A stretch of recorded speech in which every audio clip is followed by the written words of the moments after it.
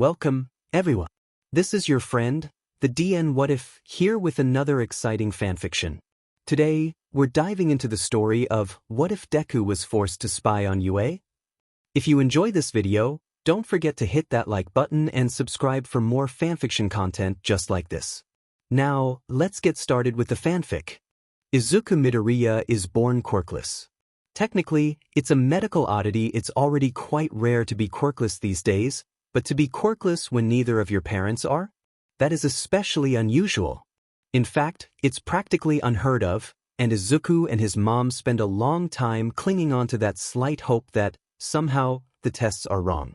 But he has an extra toe joint, and unfortunately for him, it's not exactly likely that it's just going to disappear. He's crushed when his mom finally sits him down and breaks that to him. He hasn't seen very much of the world yet, and he doesn't know much, but it's no secret that there are no quirkless heroes, not even one. Izuku tries his best to make his mom think that he's okay with this. It's not particularly successful, because he's 6, and consists mostly of him trying to stifle sobs and cry quietly instead of him trying his best to hide the bullying from her. So he doesn't tell her when the kids at school stop talking to him when it becomes apparent that his quirk is never going to manifest, or when Bakugo Katsuki pushes him to the ground and calls him Deku. Quirkless, weak, useless, dead. Izuku, she says him one day, crouched in front of him. She's cradling his face in her hands and turning it this way and that to examine his bloody, split lip. Her voice is soft, and her touch even softer, but there's strength there, something firm and uncompromising. My brave baby boy. You don't have to do this for me, honey. You know that, right? You shouldn't have to worry about confiding in me. And he does know that is. But Izuku wants to be a hero one day, wants it to the bone, in the most visceral and instinctual parts of himself. It's so wrapped up in who he is, in his very identity, that it must be tangled up in him down to the DNA, a misprint in the genetic code that won't let him want anything else, even though he's trapped in a body that wasn't built for it. And Izuku knows what heroes do. He's seen it on television, watched All Might save the world on repeat for hours.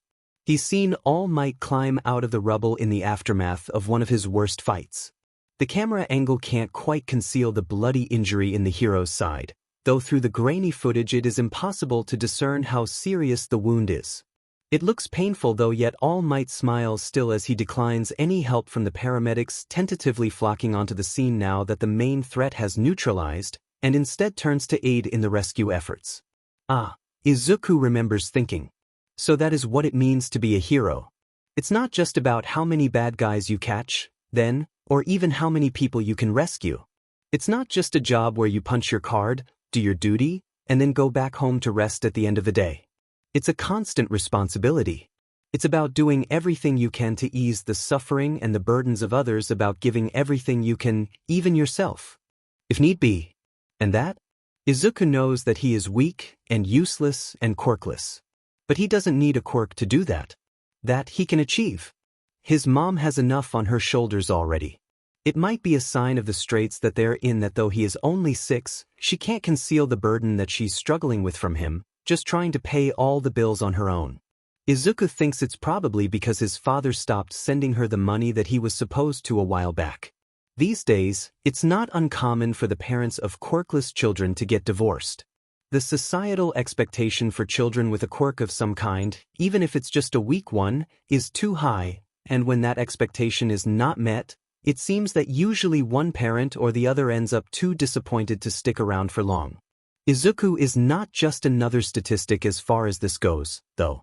He doesn't even remember his father's face, actually, because the man hadn't even stuck around for long enough to learn whether or not Izuku had a quirk or not. He might know at this point, actually, but it probably wasn't a factor in his decision to walk out. That fact is a blessing in disguise, Izuku supposes. He doesn't know how he'd deal with being the reason for the loneliness he sees in his mother's eyes sometimes, when she stares at the empty seat at their dinner table.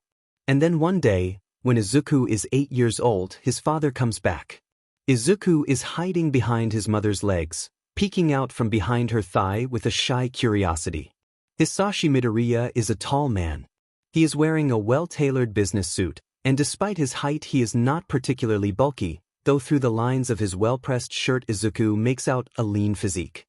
His father leans forward as if to examine him in return, and Izuku shudders. There's a cool, clinical observance in those eyes that makes Izuku worried that his father's quirk might be one that lets him dissect people with a glance. Izuku can't stop himself from clutching more tightly at his mother's leg, hiding behind her fully now. His mom doesn't take her eyes off of the man in their doorway, but she reaches back and runs a soothing hand up Izuku's forearm, comforting even though Izuku can feel that she's tensed and cautious in front of him. "Hisashi," his mom says, and Izuku marvels silently at how kind her voice is, considering the circumstances. It is firm and gentle, the way she speaks to Izuku when he's done something wrong and she wants to explain to him exactly what. "What are you doing here?" His father clears his throat, much more composed than Izuku ever is when his mom fixes him with that stare of hers. "Inko," he says. "Can we talk?" In a perfect world, Inko Midoriya would have discovered the truth of her husband long before he showed up at her door asking for favors, and when he finally did she would have spit in his face and slammed the door on his foot to send him on his way. But this is not a perfect world, and Izuku's mother does neither of these things. Instead, she sighs, reluctant and hopeful all at once, and she says the words that will haunt her for years to come. "Of course," she tells him, ushering Izuku to his room so that the adults can talk. "Come on in." Izuku paces the length of his room anxiously. What does his dad want? Does he want to be a part of their lives again? That particular thought sends him stumbling into a halt. How does he feel about that? On one hand, Izuku has wished for years to have a father like all his classmates. Not of course, Izuku corrects himself hastily because his mother isn't enough for him or anything. She's all that he'll ever need. But that sometimes it's hard not to wish for a little more, even though the very thought makes his chest tighten up with something sad and bitter. And if his father comes back, that means things will be easier for his mother again, right? That she will have someone better and stronger than Izuku to help her? But at the same time, Izuku remembers the way that his mom had started crying when his father's checks had stopped arriving in the mail, and he remembers the way she had started arriving home from work late at night and how much more exhausted she had seemed when she did. He remembers how much harder it had gotten to make her crack a smile, though she always tried her best, and he can't help but think that no one as kind as his mother ever deserves to be that tired. He can't help but think that he doesn't know if he can ever forgive the person who did that to her. Izuku takes a deep breath. It is terribly rude to eavesdrop, Izuku knows. He knows because he has a bad habit of doing it a lot, and whenever his mom catches him she tries her hardest not to laugh when she explains that fact to him. Still though, Izuku is sure that as long as he doesn't get caught this time, it will be all right. He ventures close to his door and drops to the floor, pressing his ear against the gap between it and the door. Their voices are soft whispering. They don't want Izuku to hear, and it almost works, but not quite. "Hisashi," his mom says, and to Izuku's surprise she doesn't sound like she's about to cry. She sounds angry. "What the hell is this? You can't just come back here after all this time and ask me to let you take my son." "Our son," his father tries to correct her, and Izuku hears a thud, like someone has slammed their hands on the table. "My son," he hears his mom snap, and now she sounds like she's cracking a bit, voice wavering the way that Izuku's does when he's about to break into sobs, but Izuku has never heard anyone in such distress manage to sound so venomous before today. He's never heard her sound that way before today. You do not get to leave for 6.5 years and then decide you're entitled to his time. There's a long moment of silence, and then when his father speaks next it's softer, like his mom has finally managed to shatter the act and break through to something human. "You're right," his father says, quieter now. Defeated. "You're right. But I just hoped for a chance, I suppose. To get to know him." Now his mom falls silent, as if she's thinking about his father's words. "Do you really think you deserve it?" she asks. "No," says his father after a long pause. "But I have to try. Not just for a weekend, Inko. Please." His mom says something more after that, and Izuku can hear that she still hasn't dropped her guard, but at this point her words drop off, her voice now too quiet for Izuku to discern. In the end, that doesn't matter, because the choice is Izuku's. His mom bends down in front of him and kisses his cheek and asks him if he would like to spend the weekend with his father. "You don't have to, darling," says Inko, tucking a wild, loose strand of hair behind Izuku's ear. "But he is your father. I want you to be able to choose whether or not you give him a chance. That choice was taken from you the first time, I think it's only fair that we give it to you now." In the future, Izuku will regret nothing more deeply than not saying no. He'll cry himself to sleep and wish he'd wrapped himself in his mother's arms and buried his face in her shoulder, that he'd clung to her and never let go. But Izuku looks at his mom, kneeling down at his level, and then glances up at his father, who is standing tall above them both. He doesn't think he likes his father. But heroes forgive, right? They're kind, even to the people they don't like. So Izuku makes a mistake that he'll berate himself for years, a choice that he'll look back on with self-hatred and the empty sort of grief one feels for something they lost without even knowing, and he says, "Okay." Inko Midoriya has always been prone to fits of severe anxiety, and it is to this that she attributes the way that fear builds in her chest as her ex-husband drives away with her son in his car. She knows she'll be lonely. Izuku has basically been her only companion for years, aside from some of their neighbors, though she doesn't particularly wish for anyone more. After all, he's her son, so soft and gentle and kind. There's no one else she'd rather spend her time with. But it's just 2 days. She'll be alright for that long, and Izuku will be too. Hisashi is a deadbeat, to be sure, the sort who cares more about his job and his money than his own child, or at least he was the last time they were together, when he walked out on them. But even back then, she would have trusted him with Izuku for 2 days. And if he truly has grown, then perhaps there's a chance that the two of them could even fix their relationship. Inko feels a little ill at the thought. Something like nausea rises in her stomach when she thinks of Izuku wanted to spend every weekend with his father, or worse, wanting to live with the man full-time. "Calm down, Inko," she mutters to herself, patting her cheeks sharply in an attempt to stop the spiral. "Calm down. It's what Izuku needs here that matters. Plus," she says, finally forcing herself to turn away from the street that Hisashi's car, now well out of sight, had driven down, and closing the apartment door behind her. "It's just for the weekend after all." She's wrong, of course, but it's the sort of error that is impossible to realize until it's already far too late. The start of Izuku's weekend with his father is awkward and stilted enough that even Izuku picks up on it right away. It's morning, so his father drives them both to get breakfast before they head to his place. "So," Izuku says brightly, gesturing widely enough that his father twitches in his seat, then All Might was able to nullify the villain's flames by using his Texas Smash. Says his father, and Izuku gives him a toothy grin, taking the confusion as a request for explanation. The ground in the area where they were fighting was composed largely of soft sediment. So when All Might used the Texas Smash, the wind it generated stirred up so much dust that he was able to largely stifle the villain's ability to create sparks and reduce the villain's field of vision, allowing him to take the villain into custody pretty easily. Isn't that cool? Izuku gives his dad a hopeful glance. All Might is super cool, he knows, and he's pretty sure that he can't think of any better way for them to start bonding together. Because there's no way his dad doesn't like All Might too, right? Izuku has to fight the urge to let his face fall when his father does not immediately light up at the mention of the world's greatest hero. Instead, his dad crinkles his nose in confusion, and even Izuku, never quite the best at social cues, picks up that his dad isn't the craziest about this discussion.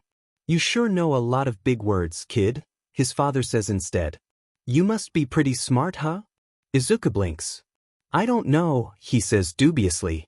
"No one's ever told me that before." His dad makes a non-committal noise as he pulls into a parking space in front of what looks like a small family restaurant. When they're seated and a waitress has pushed menus into each of their hands, his father looks at him and gives a weak half-smile. "Go ahead and order whatever you want, kid." "Oh, are you sure?" says Izuku, curiously, and after an approving nod from his father, decides on the pancakes.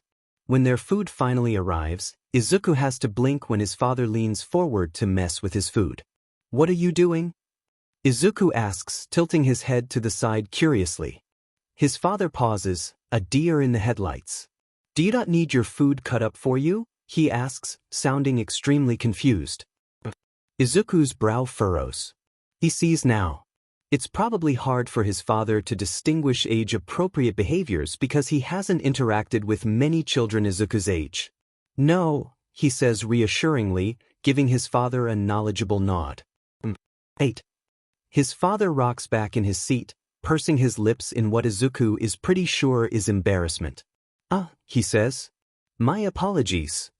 It's okay, says Izuku cheerfully, trying to give his father as understanding of a smile as possible. It was nice of you to think of it. An expression flickers across his father's face for a moment, that Izuku would dismiss were he not keenly aware what irritation looks like from years of provoking it in others. He probably came across as a bit pedantic, then. It's not something he actively tries to do, but he knows that it happens, and he's sure that it must be particularly annoying to feel talked down to by your 8-year-old son. Izuku coughs awkwardly and goes back to eating. They don't talk again until they're back in the car. It's even more awkward than trying to hang out with some of the kids from school, but Izuku can't help the small hope coming to life in his chest. Maybe this won't be a total disaster after all. The next day, his father asks him if he would like to go run some errands with him. It's a bit early, and Izuku, who has never really been a morning person unless under duress, would much rather go back to bed. But he's also never been one to turn down an invitation to a social gathering, considering how rarely he gets invited to them, and he figures that he has a special obligation to try extra hard in this case. So he drags himself out of the bed in the guest room and says, "Yeah, give me 5 minutes." They're halfway to the grocery store when it happens.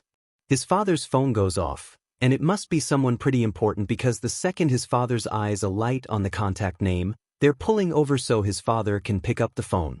Yes. Izuku strains his ears, but can't quite make out anything that is being said on the other end of the line. But he doesn't really need to in order to know that it must be something urgent. His father straightens in his seat and gives Izuku a nervous glance. Right now, sir? His father sounds a little nervous, and starts drumming his fingers on the steering wheel. No, I'm not trying to, I'm with my son right. Wait, what? Bring him? You can't be serious. They must be, because after a couple more terse exchanges, his father sighs and hangs up. Change of plans, kid, he says, and pulls the car into a U-turn. His father bends the speed limit until they make it to a less populated part of town, pulling up behind a building that Izuku doesn't recognize. He's just unbuckling his seatbelt when his father takes him by the shoulders.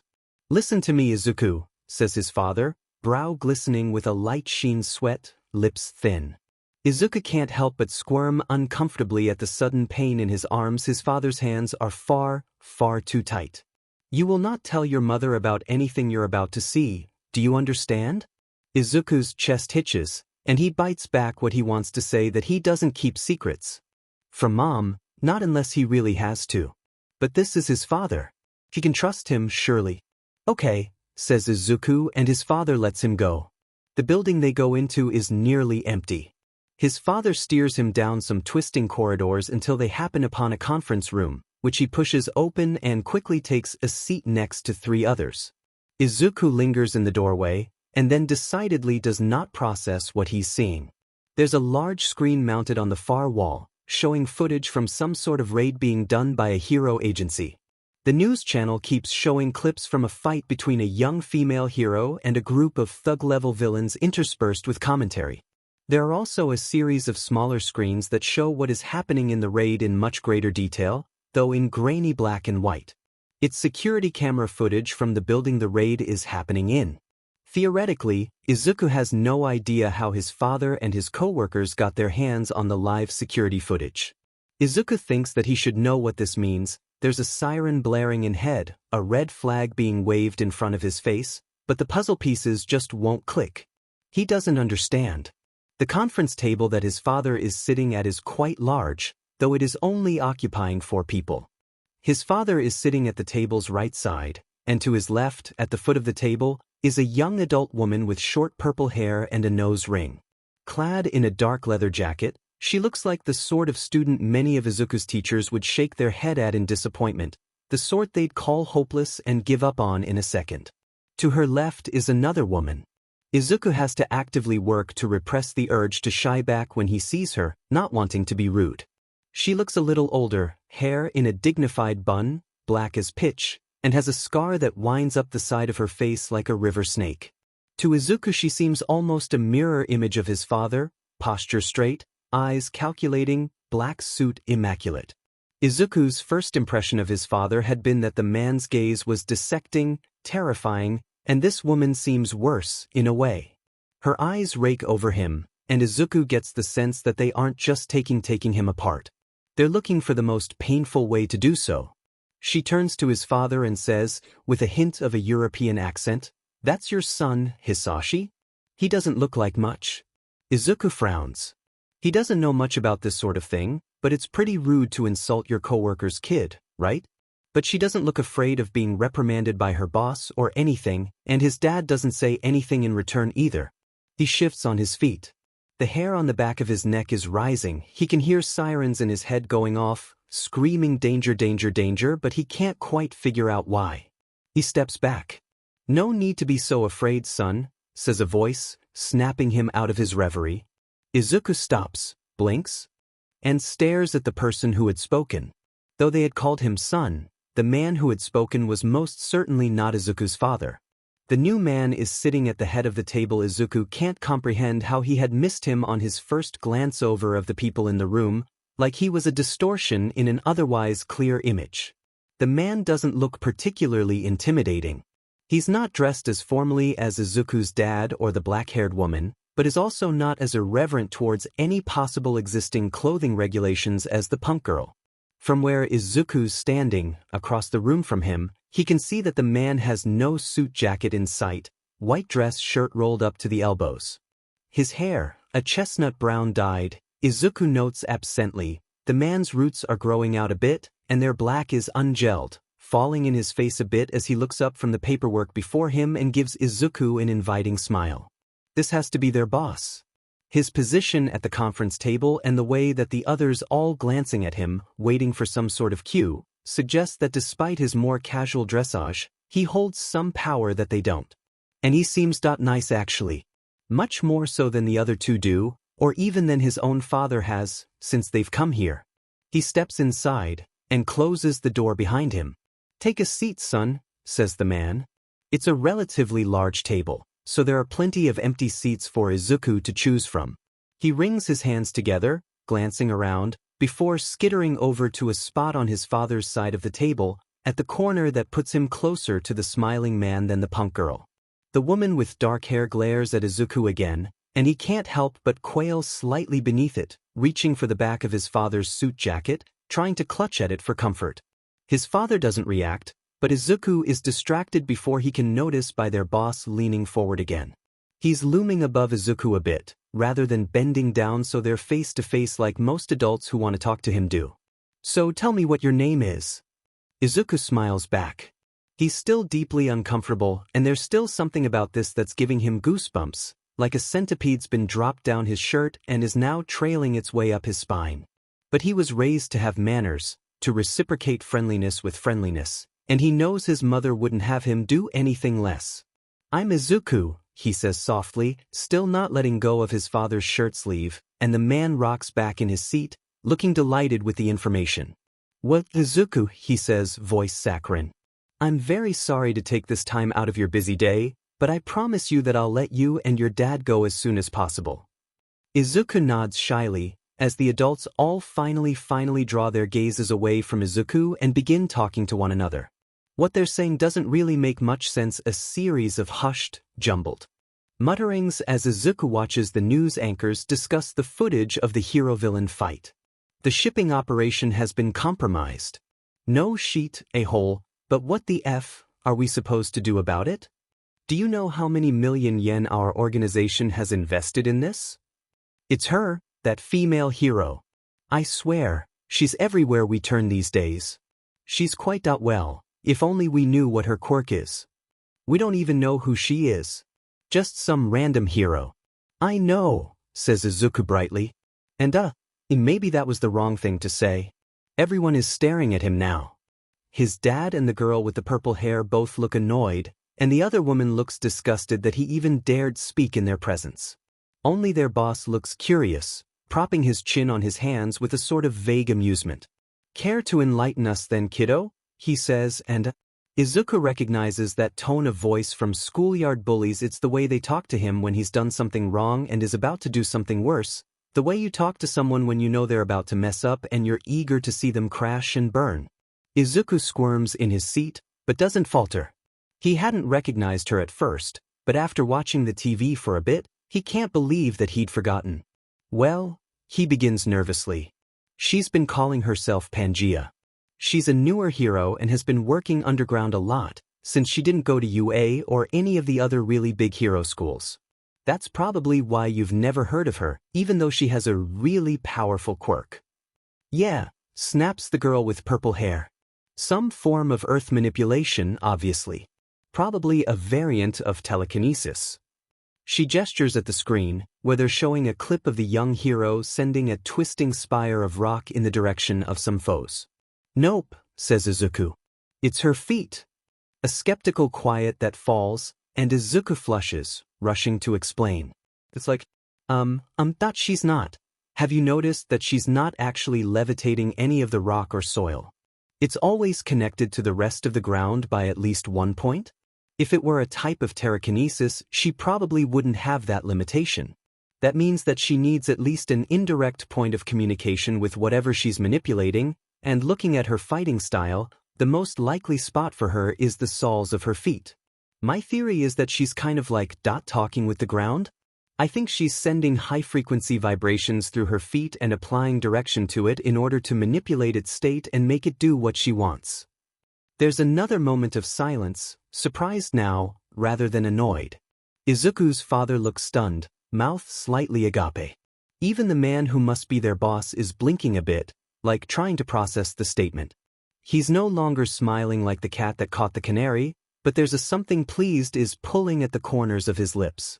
"Do you even have any proof?" says the other woman, her slight accent a bit stronger now, her tone scathing. "This is all just wild theorization. Plus, she looks like she's manipulating the earth with her arm motions." Izuku scoots back a bit, not sure how to deal with the outburst. I mean, yeah, she does use gestures in correlation with her attacks. But I'm pretty sure I'm right. She could be using arm movements on instinct or to deflect suspicion from the true nature of her quirk, but if you well, it's pretty hard to find footage of her fights, but if you take a look at what does exist, there are some consistencies that point to this, or something pretty close to it, being her quirk. Like, whenever she gets knocked off of her feet or is launched up into the air, she doesn't use her quirk. Also, her arm movements aren't always consistent with what types of attacks they create, but her footwork is. There's also footage of her fighting a villain where the terrain changes from soil to pavement and you can see that she modifies all of her stances, probably to account for the fact that she needs a different vibrational frequency to manipulate it. And lastly, if you look at the soles of her boots, they're significantly thinner than what you usually see on the shoes of pro heroes, which are designed to be durable and high traction. If I had to guess, I'd bet they're made out of some sort of special material too, something that allows the vibrations through so she doesn't have to fight barefoot. There's a silence. It stretches out long enough that Izuku has to resist the urge to fidget fearfully under the scrutiny. The stillness is broken by a sharp, delighted clap. "Astonishing," says their boss, pushing his sleeves, which have slipped down a bit, back up. "Where'd you pick up such analytical skills? Did someone teach you?" Izuku smiles proudly. The man believes him. He doesn't know if anyone has ever listened to one of his theories before without becoming defensive by the end of it. "No," he says. "I just really like heroes. They're the best. All Might is my favorite. I'm going to a hero too when I grow up." "Aren't you quirkless?" says their boss, a hint of a laugh in his voice. Izuku falters, falls back a bit. "Yeah," he says. "But I shouldn't let that stop me, right? I mean, a real hero would never give up. Plus, that analysis stuff I'm really good at it. I don't know how, but maybe I can use that." The man tilts his head at Izuku, meets his eyes and stares at Izuku, calm and calculating. "You are really good at it," he says, something thoughtful in his voice. "Exceptionally so that you have a lot of potential. You think so? Izuku can't help himself. He launches himself out of his seat at that, only to be stopped cold by a hand on his chest, his father's hand, keeping him from moving too excitedly. His sudden movement has made him the target of suspicious looks from the other two in the room, and Izuku stutters but moves on. You're the first person who's ever told me that. The man TSSKS. And what a shame that is. Some people just aren't capable of seeing past their biases. But not to worry, my boy. I'm not one of those people. Masami? The punk girl turns, stands at attention. Sir, she says, more respectful than Izuku would have expected from the way she's acted thus far. Will you pass this information on to the relevant parties? She pauses, gives Izuku an odd glance, furrows her brow, then nods. Of course, she says, and pulls her phone from her back pocket as she slips from the room quietly. Now the man turns to Izuku's father, leans back in his seat with a cocky grin, looking delighted, face smug with self-satisfaction, like things have worked out just according to plan. I like your son, Hisashi, he says, drawling the words out. He's smart. And funny, wanting to be a hero with no quirk. His tone has changed now, turned into something cold and uncompromising. There's a sudden chill down Izuku's spine, and he can't help but feel he's made a miscalculation. He suddenly remembers everything he's ever read about the art of misdirection, and he's overcome with a sudden misgiving low in his stomach that he'd been so afraid of the more obvious threats in the room that he'd forgotten that the person who can stab you with a smile is the deadliest of them all. The man rotates in his seat and fixes Izuku with the stare of a man sizing up a prize. I think he could be useful to us, he says. We're going to keep him. It takes Izuku a moment to process the words. He's so frozen that he almost doesn't hear them, and he certainly doesn't hear his father's protest, half-hearted, weak, the sort of thing you say more for show than anything else. I'm sorry, he says. I'm only here for the weekend. I promised my mom that I'd be back by. The man stands, and Izuku stumbles backwards. His legs collide with the chair behind him, and he's saved from falling back by the man's hand, catching his shoulder. His hold is tight. It stings. Izuku twists a bit. Let me go. The man shakes his head, looks quietly disappointed. Hey, kid, he says, sounding much gentler than he feels. Don't be too upset. We'll probably appreciate your help more than she ever could. There's a pain building in Izuku's left shoulder, something hot and uncomfortable. He gasps a little bit, tries to wriggle loose from the man's grip. The man gives him a smile, so wide and hysterical that its edges are practically sharp. A sudden wave of nausea has Izuku pitching forward, the pain colliding with a sudden onset of dizziness to send his world flickering around him, graying out at the edges as he fights to stay conscious. Tell me, says the man, have you ever heard of the villain they call Vicious? Izuku shudders, shakes his head and presses his hands to his mouth to stop himself from hurling everywhere. The pain increases to a fever pitch, practically a scream in his eardrums, even as he hears the outside world around him quiet. The man's hand is like a brand on his shoulder, one that he no longer has the energy to squirm away from. His vision is like static now, fuzzy and distorted. Through the fog he can just barely make out his father, resolutely looking away. Great, Izuku thinks. Of course you haven't, continues the man Vicious, and that's how I like it. People will know my name one day. They'll know all about me. But only after it's too late for me to be stopped. Only then. Not a second before. I didn't get to the top of the villain underground by being arrogant, after all.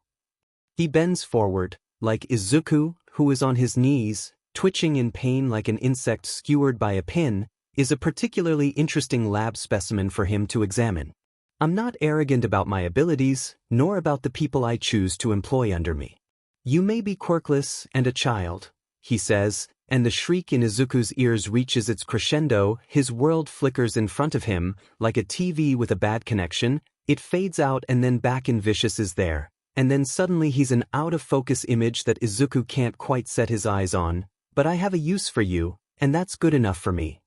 Izuku's whole world is practically static at this point, alive and violent and noisy and entirely incomprehensible to him. It's buzzing around him, it's warping him down to the bone, splitting him open and apart, and it hurts, it hurts, it hurts, it hurts, it hurts. He blacks out. He doesn't know how long he's unconscious for, but when he wakes up, he's in a different room altogether. He sits up and rolls his shoulder. He's not in pain anymore, thank God, but the side of his body that man had been touching is buzzing slightly, all pins and needles like he'd fallen asleep on it, though the sensation is fading rapidly, growing more indistinct with every second. Izuku stumbles to his feet, rubbing the exhaustion out of his eyes and trying to take stock of his situation. The room he's in is much less austere than he remembers the rest of the building being. The only things betraying it as even being the same location are the washed-out white walls and glaring ceiling lights, like a hospital from a horror game. But there's a bed that he had woken up in, a bathroom, a desk, and a wardrobe. There's even a TV. It's not even that small, comparative in size to his bedroom at home. It doesn't look like a prison cell. But the door is locked, and there are no windows, so it might as well be one anyways. He tugs at the door a couple times despite this fact, rattling the handle. His breathing is coming faster now, hitched and panicked, until he finally has to force himself to give up, step back, and rub at his eyes until they feel raw. He can't cry. He can't cry. His mom always says that it's important to stay calm in times of crisis, but if he lets himself start crying now, he doesn't know if he will ever stop. There's something cracking open in his chest, a chasm deep enough that he doubts tears will be enough to fill it. Izuku forces himself back into the bed, and he huddles under the quilt. It's warm and soft and safe, and if he pretends hard enough he can almost convince himself that it's his mother. He doesn't know how long they keep him locked in there. It must be a couple of days, at least, because the door opens every once in a while for someone, usually the punk girl, Masami, to step inside and set a tray of food down on the desk. Izuku doesn't try to ask any questions, and no one offers any answers. That's okay. He doesn't want to know. He doesn't want to know. He doesn't want to know. He shivers, curls up tighter in bed, and wishes with all his heart that he will wake up. After a couple cycles of meals being delivered, Izuku finally dares venture from the bed again. He's been staring blankly at the wall for the most part, with breaks to eat and use the bathroom, and been scratching a furrow into it determinately with his left thumbnail for what must be hours at this point, trying to find some outlet for the nervous energy roiling around inside of him. But his finger is bleeding a little now, and hurts too much for him to continue. But maybe if he checks the news, maybe they know he's missing. Maybe they're looking for him and getting close. Maybe. He never gets to look. The first couple channels are daytime TV shows, which he passes over quickly. But the first news channel he sees, he stops. The remote clatters from Izuku's hands, and he sways. No, he thinks, a cold sweat breaking out on his forehead as he doubles over and retches the meager contents of his stomach onto the ground in front of him. Underground hero Pangaea critically injured in battle. Is her career over? There's a grainy, enlarged photo on the screen, another hero dragging Pangaea's limp, injured form to help. Her face is slack and bloody, and though it appears that the worst of her injuries have been blurred out by the news station, Izuku can see enough to realize that her legs, they must be practically crushed. They're bent at all the wrong angles. He's going to be sick again, so he slams a trembling finger on the power button of the remote, practically collapsing where he's standing, unable to even make it back to the bed this time before he has to sit down heavily. He shakes, buries his face in his knees, curling up as tiny as possible as if that will help him escape what they've done, what he's done because, God, it had been him. I did this, I did this, I did this. He chokes on a breath. He can't. He knows now what they want with him. He wishes he didn't. At some point, the door swings open, and it's Masami, but she's not there to bring him food this time. She stands there, cold and expectant. You're wanted, she tells him, and when he just looks at her, blank and confused, she scowls and taps at her wrist. Hurry up, and says, now. There's an uncompromising set to her face. Izuku notes vaguely that she must not be a very good actress. It would have been easy, with her youthful appearance and presentation, to trick Izuku into latching onto her, to trick him into viewing her as an ally rather than an enemy. It's likely why they've been sending her with his meals rather than any of the others. And maybe it would have worked, or maybe it wouldn't have, But it's a moot point now because Izuku has felt less hatred in a dozen schoolyard quarrels with Bakugo than he does from a single one of Masami's gazes. It's okay though. Izuku knows what he has to do. He stands up and follows her. She takes him downstairs, into a basement of sorts. It's considerably less well kept than the rest of the building. The tile floor has been foregone for torn, damaged concrete, and the sickly yellow fluorescent lights are now dimmer, more orange, not quite banishing all the shadows in the corners of the room. Izuku sidesteps a dark brown stain on the ground in his path. There are a few more like it around the room, some are splattered on the walls, and even a couple on the ceiling. He does not let himself think about what they probably are. There's a chair pulled up in the center of the room, under one of the lights. Vicious is sitting in it. Izuku's father is standing behind him, and decidedly averts his eyes when Izuku comes to a halt in front of them. "Sir," says Masami, gesturing to Izuku. Vicious nods, and Izuku hears her footsteps fade behind him, and the door to the basement close behind her as she makes her exit. Izuku stares at Vicious. The man still looks terrifyingly affable. He's dressed much the same as he was when Izuku saw him last, though now his hair is pulled back in a lazy half ponytail, like he kneaded it out of his face before engaging in work. Vicious smiles, all teeth. "Izuku," he says. "I'm so sorry we kept you waiting. I'm afraid we had to take care of some matters before I could arrange this meeting with you. I hope your accommodations haven't been too unpleasant, though. I wanted you to be comfortable." His gaze falls on Izuku, expectant. "Yeah, except you locked me in and won't let me leave," Izuku thinks viciously. "Yes," is what he says though, voice dry and cracking, because he's doubtful that he actually has any other choice. Vicious looks satisfied, leaning back in his chair. "Good, I'm glad to hear it," he says. "Now, I'm going to cut to the chase here. Do you know what I want from you?" He does. Izuku wrings his hands together, nervous, and stares resolutely at the ground at the villain's feet. "Pangea," he whispers after a moment. "You want me to do what I did to her. To other heroes." "Clever," says Vicious, "as I expected." "Yes, that's exactly what we want." It's a moment of sudden boldness that has Izuku suddenly meeting Vicious' gaze. "Why me, though?" he says, voice suddenly hotter than even he expected. Vicious looks surprised and a little annoyed, and Izuku flinches, immediately backpedaling, both physically and verbally. I just mean. There's lots of people who can do that. I'm not the only one. Why would you want to use me? I'm just a kid." "Ah," says Vicious, face relaxing. "But that's exactly why, young Izuku. You're right. I have met some adults who can do what you do. But never someone your age. I told you when we first met that I try not to be arrogant about the people I hire. And that's the case here. It's true, you are a child. There are going to be many aspects of keeping you here that might seem more trouble than they're worth to the average person. But I'm not average. He lays an index finger on his temple thoughtfully, have foresight. I'm smart enough to know that if you're this good at your age, you'll prove your worth soon enough. I have no use for a strategist who has already reached their peak. But you? Someone with such natural talent? That I can shape? You may be quirkless, but that alone makes you more valuable to me than half the people I employ." Izuku knows what he has to do. He knows what he has to do. He takes a deep, shuddering breath and he says, "No." Vicious blinks, looking as startled as if he'd been struck. "What do you mean?" he says, flabbergasted. Izuku's father steps forward suddenly, furiously. "Izuku," he snaps. "How dare you?"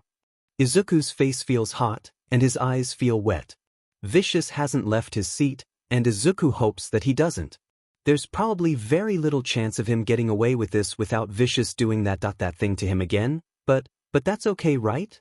Because that's what a hero would do. A hero would rather die themselves than be complicit in hurting others. And Izuku might be quirkless, might not be able to protect people from rampaging supervillains or lift collapsed buildings off of them with his bare hands, but this he can do. "No," he says again, looking at his dad now, angry. I can't make you let me go home. But I don't want to hurt anyone. I won't." "Izuku," snaps his dad again, taking a sharp step forward. Izuku can't help himself, gives his father the most furious look he can muster. "You're a coward," he says. It comes out a more sad than angry though, and he's sniffling now, loud and distraught. There are silent tears streaming down his face now, even though he promised himself he wouldn't cry. "It doesn't count until I start sobbing," he tells himself, shoulders hitching. "How could you do this?" "What's wrong with him?" he hears Vicious ask his father. The villain still sounds legitimately bewildered, like he can't comprehend why Izuku doesn't understand what is just good business sense. "Is it the mom thing? Should we kill her? Would that help?" Vicious says it so casually, so mildly, that it takes Izuku a moment to process the words. "What?" he chokes, and the fear of it paralyzes him. "Not mom. Not her. No. Vicious looks at Izuku, frozen in place, and lights up like he's had the idea of the century. "Ah, Izuku my boy," he says, sounding delighted. "I have a plan that will keep us both happy then." He stands up and walks over to Izuku's side and crouches beside him like they're old friends, wrapping a large arm around Izuku's shoulders, hand coming to rest in the same spot where he'd first used his quirk on Izuku. Izuku doesn't bother to hide his flinch, and if the villain notices it, he certainly doesn't care. "Here it is," he says. "You cooperate with us, then, and I will not only let your mother live, I will guarantee you her safety. She'll be fine. Yeah, she might miss you a bit, but she'll be alive and happy." Izuku shifts away slightly, uncomfortable, but Vicious' grip doesn't let him get very far. "But," he says softly, trailing off. "Would Vicious do it? Kill his mom? Now, if you're uncooperative, things are going to turn out a little different for Mrs. Inko Midoriya," says Vicious, and there's something about the way he speaks, like human lives are a currency of which he has more than he could ever possibly spend, that convinces Izuku that Vicious may be cruel, but he is not a liar. Why would he be, when his most effective weapon is the truth? "Don't start sobbing," he tells himself, as silent tears trickle down his cheeks. The clench of his heart in his chest is growing tighter by the moment. What is he supposed to do? A hero wouldn't cooperate with a villain. But a hero wouldn't sacrifice their own mother to the bad guys either, and even if they would, that's a line that Izuku, for all his dreams of heroism, doesn't think he could ever cross. He thinks about the news, thinks about Pangaea, legs twisted under her in a million different directions, thinks about blood and violence and pain, the memory of it still thrumming vaguely under his skin. He knows what he has to do. Vicious still has an arm draped over the back of Izuku's neck, and the weight of it hangs heavy. It's a noose around his throat, about to pull tight. It's a python, squeezing him in a deadly embrace as his ribcage cracks beneath. It's the blade of a guillotine in free fall above him, and Izuku wishes his head would just hit the floor already. He's shaking. But he thinks about his mother, and it's a choice that makes itself. He'd consign himself to fates worse than this 1,000 times over for her. Izuku trembles. He is in a den of monsters, in the grip of one who has struck him where he's weakest and is now poised for the kill, teeth bared, ready to tear him apart as soon as he breaks, as soon as he stops fighting. And it's not a choice. Izuku has no choice. Maybe he never did.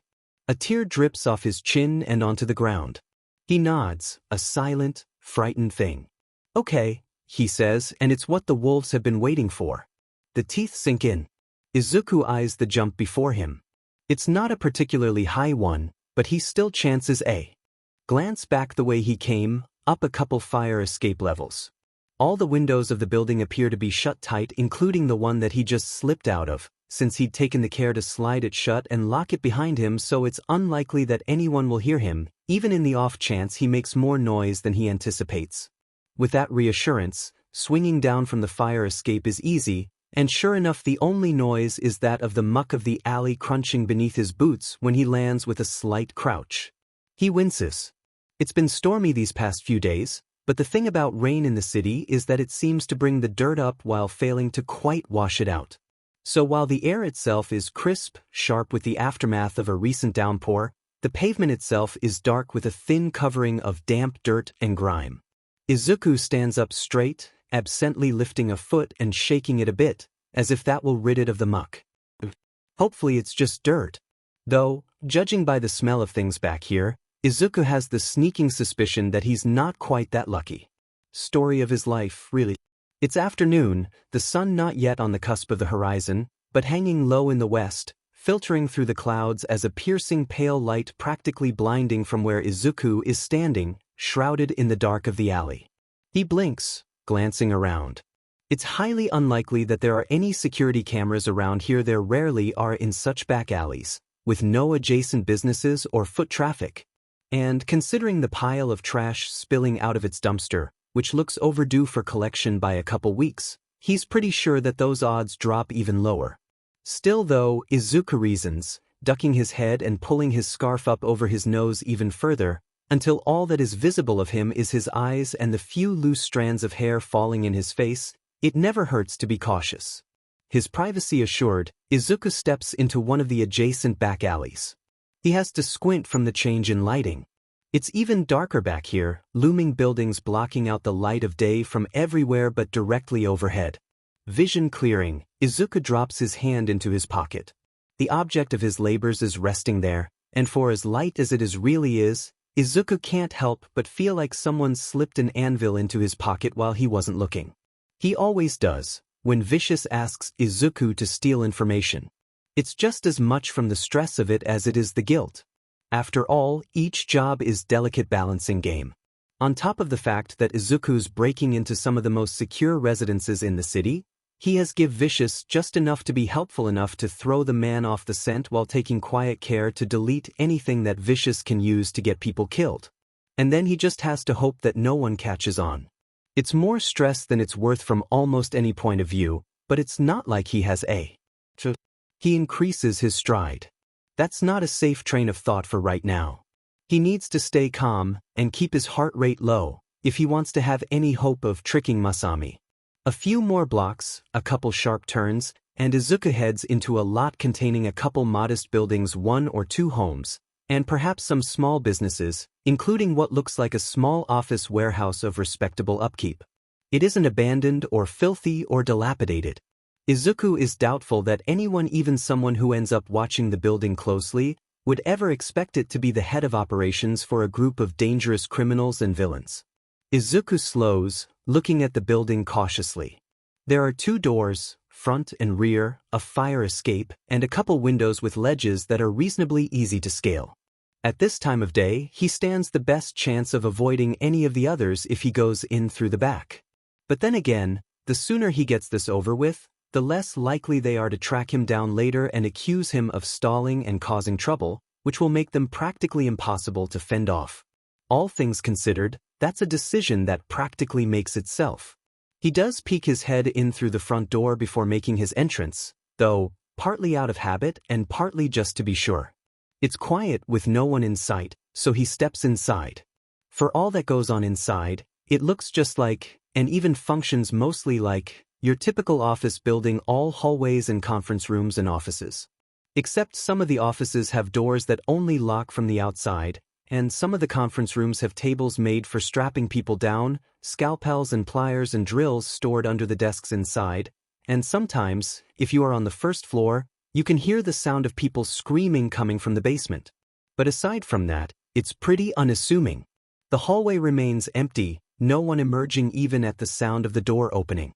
Izuku releases a small breath, one that he hadn't even realized he'd been holding, and steps inside as quietly as he can, shutting the door and sliding the lock back into place with a soft click. Still, silence. Izuku tilts his head to the side, dropping his hood and listening. The building's creaking a bit, the way they do when they're getting a little old, but he can't hear anyone walking around. That doesn't necessarily mean much. None of the others move particularly loudly, and they've snuck up on Izuku before, even when he had been listening for them. He runs a hand through his hair, pushing it back and out of his face. Even despite himself, he can't help but wonder if perhaps no one is here. In which case, Izuku glances around nervously, gaze flitting from door to door, and makes for the stairs. His room is on the 2nd level, and while he is very careful, practically obsessive with keeping track of the information that he passes along to Vicious, human memory is fallible. He's already read all the files that he's supposed to turn over to the others, tweaked them marginally, and committed to memory not just what he's changed but what he's giving them. But if he can make a copy of these files for himself, well, he's not an idiot. Knowing what Vicious and the others know is vital, not just for Izuku's survival, but also running interference if he needs to. He doesn't often. He can't. If he does with every, or even with most, of their missions, he'll get caught. He can get away with it if one of their jobs goes sour every once in a while. But even one time too many, and well. Izuku's learned by now that he has to pick his battles very carefully if he ever wants to actually win any of them. Izuku's just made it up the first few steps when, like a bolt from the blue, something pulls him from his path with a violent, unexpected jolt. It's a hand, catching his wrist, pulling him away from the railing just as he is reaching for it. The hand's owner tugs him back with enough force that he can't catch himself, falling down the steps he'd been able to make it up, and wrenching his shoulder in his socket as he pulls himself back up to his feet, holding out his free arm to steady himself. He tries to catch his breath, tries to force it to even out. He hasn't even actually hit the ground. The hold on him is strong enough that it alone had kept him from falling all the way, even when he himself hadn't been able to find his footing. But he can't quite get a full breath of air in. It's almost like he hit the ground anyways. He thinks, panting a bit. It could be worse. At least he wasn't caught actually trying to go into his room before reporting in. Now, that might have gotten him into trouble. Not that this situation is exactly ideal. The grip on his wrist is painfully tight. 2 long nails are biting into the delicate skin of his forearm, where the sleeve of his hoodie has hiked up from reaching for the railing. Steady, Izuku, he tells himself, trying to ignore the thundering of his heart in his ears. Victoria, he says, meeting his captor's eyes. He gives his wrist a pointed tug. She doesn't react, grip not loosening at all. Is there something wrong? Victoria in no way, with her light accent and imposing stature, is the most intimidating of Vicious lieutenants. Izuku had been terrified of her when they'd first met, and quite frankly, he still is.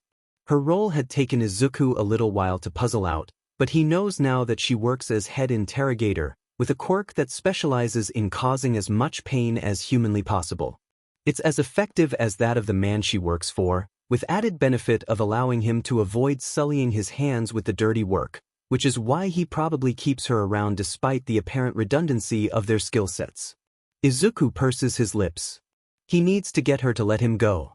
Her grip tightens then, like she was waiting for him to start thinking of a way to get out of this, and Izuku falls very, very still. Oftentimes, Victoria reminds Izuku of a classical Greek sculpture, cold and emotionless, practically carved from stone. Flawless and beautiful, even her scar looks like it was meant to be there. It descends from the right corner of her mouth, dragging down her chin and then changing direction, curls up her jaw in perfect symmetry with its curvature until it reaches the end of its path, at the corner of her eye. It looks as if someone had set about trying to carve off half of her face but only ended up getting about a quarter of the way through the job. It's a crack in the stone that only makes it look stronger. And she never reminds him of such a statue more than she does when she gets like this, stormy and temperamental, waiting for a moment to strike, looking for someone to hurt to alleviate her boredom. Unfortunately, more often than not, that someone is him. Your father's down there, she says flatly, pointing down the hall. Aren't you supposed to report to him first? Her eyes stare through him rather than at him, like she's trying to nail him to the wall with the pointed end of her gaze, like she knows exactly what he's up to. It's the sort of look that makes you want to recoil, that fills you with the base animal instinct to run away, like a prey animal from an apex predator. But Izuku is lucky, he supposes, that he's had to live with her for so long. That he knows from experience not to flinch away when she gets that expression, not when a frown of irritation is starting to tug at the corners of her lips. She can't kill him. That, at least, is beyond her authority. But that doesn't mean she is incapable or unwilling to cause a hell of a lot of damage. Actually, as long as it can be hidden, as long as it will heal, as long as Izuku can still do what they need of him, Izuku is pretty sure that Vicious doesn't particularly care what the others do. It's time for him to change tactics. Izuku averts his gaze, focusing on the ground at her feet.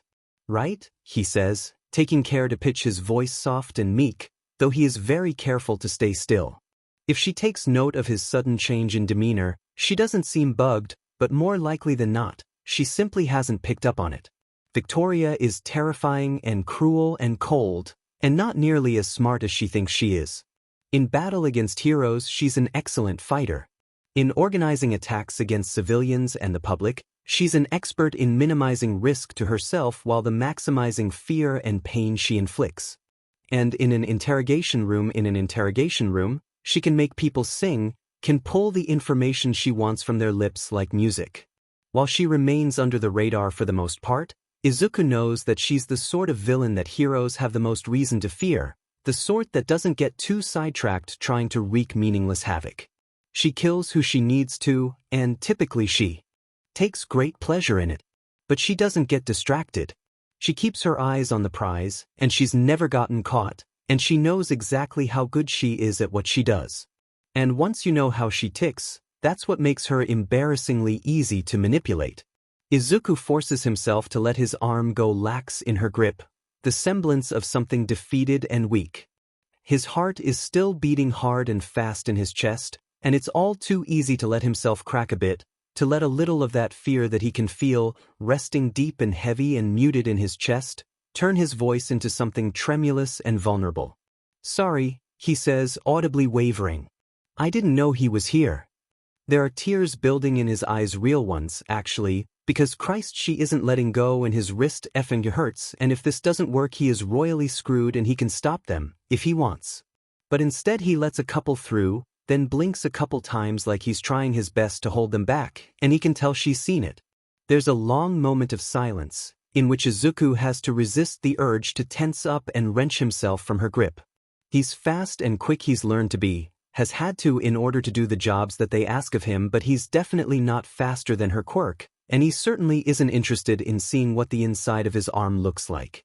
Her grip tightens marginally, and while he's careful to keep his eyes locked onto the ground, he thinks, briefly, that he sees something like frustration flash across her face in his peripheral vision. And then finally, at long last, she drops his wrist. Izuku has to resist the urge to snatch it back and cradle it to his chest, like a dog with a broken leg. Cautiously, he brings his gaze up to meet hers once more. He doesn't understand, really, how someone can have so little in their eyes. Victoria's eyes are a paler brown, the type that catch the light and hold it, sharp and vibrant, and they'd be beautiful if they weren't so empty.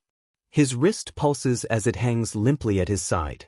Something terrible and angry uncoils itself inside of him, like a viper. This happens to him sometimes, a sudden abject disgust with it all. With her, that she views him as a tool she can use and abuse. With the fact that she's right, that he can partake in as many petty acts of defiance and that he can try to subvert them in secret as much as he pleases, but in the end it doesn't really mean anything. In the end, they keep him around, keep him alive because he helps them, however marginally. Because he's useful to them and to the crimes they want to commit. He hates her and them almost as much as he's afraid of them, and possibly more than he hates. Izuku takes a breath, harsh and sharp. It rattles like a snake under the skin, and he hopes that she'll take it for fear. "Sorry," he says again, forcing himself to keep his voice as low as possible. Apparently irritable silence is going to be the default state of things for her in this conversation, because, once again, Victoria doesn't respond directly. Instead she tilts her head to the side, and brings a hand to the side of his face. Izuku freezes in place. "Don't flinch," he tells himself. And then, in a sharp and decidedly ungentle movement, she takes hold of Izuku's scarf, which is still up, concealing his mouth and nose, and tears it downwards, exposing his face to the open air. She said. She probably had been originally, had probably just been looking for someone to take her temper out on, been looking for an excuse to tear someone apart, and is now disappointed that Izuku had played along rather than fighting back. God knows why she had thought he would. He's known better than that for years. Victoria scoffs, a noise of disgust from deep in the back of her throat. "Then go," she says sharply. "Stop wasting time. And don't wear that DMN thing inside. It's rude." "You're rude," some childish voice inside of him sings. She turns away. It's a clear dismissal, And Izuku, no longer frozen under her gaze, rubs his aching wrist with his uninjured hand and takes it before she changes her mind. Izuku makes his way down the hall until he reaches a door with the lights on behind it. A quick glance over his shoulder reveals empty space. Victoria hasn't followed him to try and make sure he did as was told, then. Thank God. He leans his back against the wall, slumping against it in relief, closes his eyes, and forces himself to take some breaths, deep and slow. His wrist still hurts a bit, and he runs his thumb over it, wincing slightly when he touches the spot that her nails had been digging into. It's bleeding a bit, but it doesn't hurt too badly, so he drops arms back to his sides and focuses on trying to recenter himself. It's beyond vital that he's calm and relaxed for what's coming next. Of course, that's a necessity that's decidedly not helpful at getting him into that space mentally. After all, focusing on trying to get your heart rate to slow down is an inherently counterintuitive process, especially when you have no other alternative. Luckily, as jittery as Izuku is at the moment, he's had a lot of experience. A couple more deep breaths. I did not read it. I did not read it. I did not read it. I memorized it. Izuku knocks the back of his head against the wall. Now or never, he tells himself, and knocks on the door before he lets himself start overthinking. Enter, says a voice from within, and Izuku opens the door. He cracks it open only a foot or so at first, poking his head in to survey who's there before finally stepping inside. Hisashi turns from what he's working on to glance at Izuku. Masami is standing across from him, leaning forwards to examine what he's working on, but gives Izuku a cursory once-over as well, lips curling darkly before she looks away again. Here, says Izuku, fishing the flash drive out of his pocket. This is what he asked for. Ah, says Hisashi and extends a hand. Izuku drops the device into his outstretched palm. And you didn't look at it?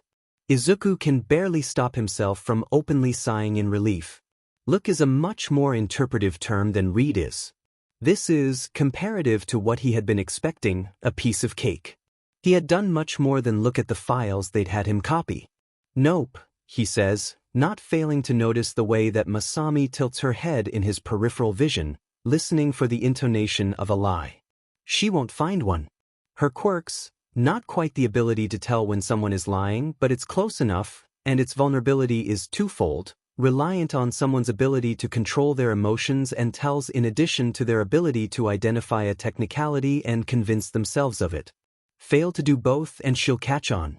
Unluckily for her, Izuku is an expert at the latter and has had plenty of practice with the former. Well done, says Hisashi, when Masami makes no accusation of dishonesty, and something uncoils in Izuku's chest as he bows shortly and turns to leave. Wait, says Masami, and never mind then. Izuku turns back, heart racing in his chest. Yes, he says. Don't go anywhere tonight, she tells him shortly. The boss wants to talk to you. Izuku's heart, thundering 100 times a minute, skips a beat, and then stops in his chest. Ah, he says simply, unsure how else to respond. His mind has come to halt too, quite honestly. When nothing more seems forthcoming from her, he steps back and fumbles blindly for the doorknob. He picks up his pace, heading for the staircase one towards the rear of the building rather than the one on which he'd encountered Victoria.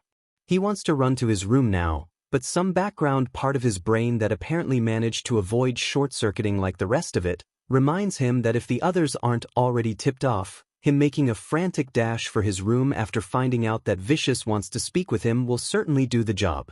It seems to take a century, but Izuku finally makes it back to his room and steps inside. He turns the lock on the door, movements frantic and jerky. The others have the key, of course, but the time it takes them to unlock the door typically buys him enough time to get what needs to be hidden out of sight. Okay, Izuku, calm down. The truth is, he has no real reason to think that Vicious knows about anything that he's done. It's not uncommon for Vicious to ask to meet with him personally, to try and ask for advice or give him some task to carry out. But at the same time, for him to ask again so soon is pretty rare. First, Izuku checks the vent in the corner of his room. Only 2 of the screws come out, so he kind of has to fight the thin, flexible metal to peek inside, and it's even more of a struggle to get his hand inside to pull his notes out when he needs them. When he removes the first screw, slip of paper almost comically small flutters down onto the floor of the vent. Good, so this one is clear. He puts the slip back in place and then, with another nervous glance at his door, slips his shoes off and clambers onto the frame of his bed, stepping onto the high-set headrail and balancing perilously as he slowly and carefully dislodges one of the ceiling panels. He peers inside. His laptop is unmoved, thank God, and the dust around it entirely undisturbed, which means that it and the files he stored inside it are, as of now, unnoticed. Even though the one that he keeps there is one that they would certainly eviscerate him for having, Izuku fortunately hadn't had to steal it. Instead, he had been able to pick up the money doing odd jobs and favors around town whenever the others had nothing they wanted of him.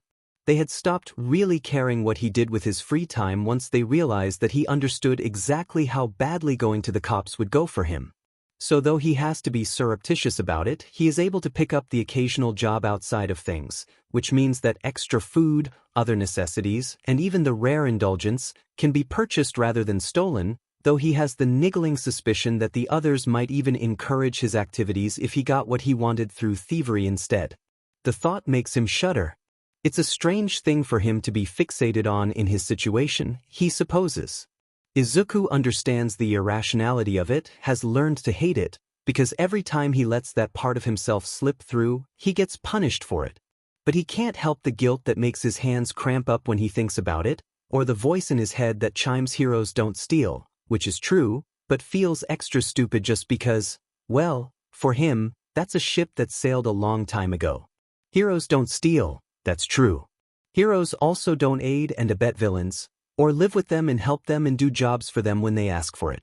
He can be so foolish sometimes, honestly. Izuku slides the ceiling panel back into place, careful not to disturb any of the dust himself when he does so, and finally lets himself step down from the headboard, calves aching with the effort of keeping his balance. He sinks into the mattress, pulls a pillow to his chest rather than entrapping himself under the covers, curling into it and hoping for warmth. And he stares at the door and waits. After a couple hours, someone raps on his door. This is another one of their facsimiles, of course. An illusion of a choice. They knock, and he opens it because he'll regret it if he doesn't. It's Hisashi, standing there stiff and awkward. He wants to talk to you, Hisashi says. He's in his office. Thanks, says Izuku, and even though he knows now, he knows they can't have found out, he has to tighten his grip against the door frame to keep from being betrayed by the sudden shaking in his limbs. He tries to cover it, then, with a veneer of irritation. I'll get going if you can just, he gestures sharply to the side, get out of my way? Speaking to any of the others, Victoria in particular, in such a way, is a risky endeavor. Depending on their mood, he might either receive a laugh and a pat on the back, or a split lip, and it's practically impossible to tell which until it's too late. Hisashi is different though.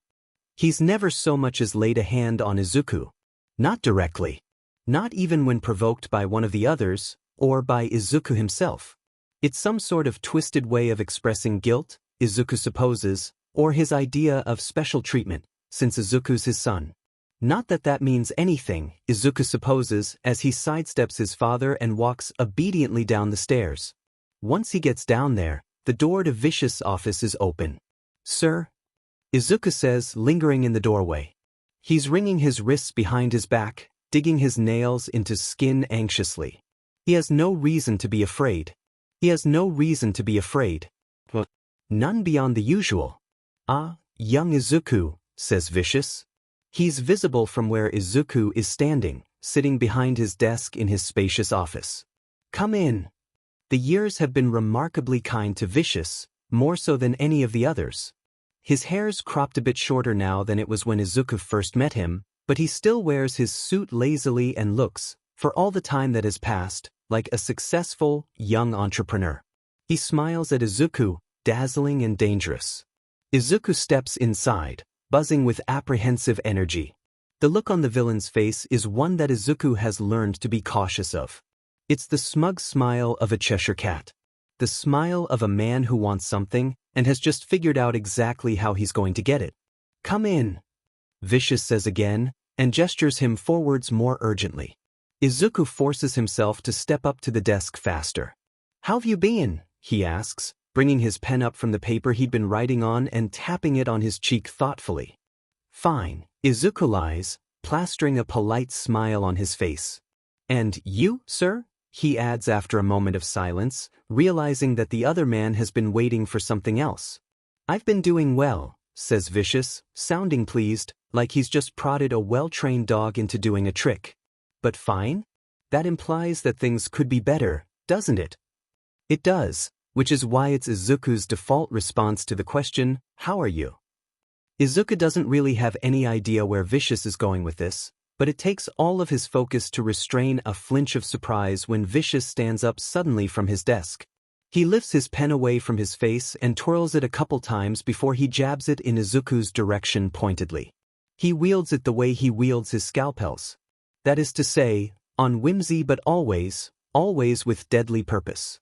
"Well," he says, "I have good news for you. Because I am about to make your day a lot better." Judging by his enthusiasm, Izuku is quite sure that what Vicious really means when he says my. Historically, Izuku knows, this is pretty much a guarantee that he is F'd. "Oh," he says through gritted teeth, and hopes that he sounds more curious than pained. "Well, I have a job for you," Vicious says.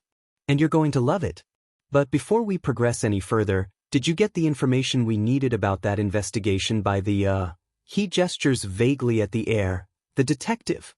"Yes, sir," says Izuku, looking straight at the ground. "I turned it into my father earlier this afternoon."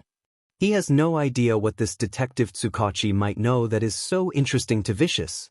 There were a couple files with pertinent information on some heroes that could have been potentially disastrous if leaked, now deleted, thanks to yours truly, but those alone wouldn't have been enough to warrant all this trouble. Whatever it is that Vicious wants, Izuku is pretty sure that it isn't on that flash drive. He hopes, suddenly, distantly, that Vicious will have the sense of mind to remember to not blame him for that fact. Izuku clenches his fists, nervous.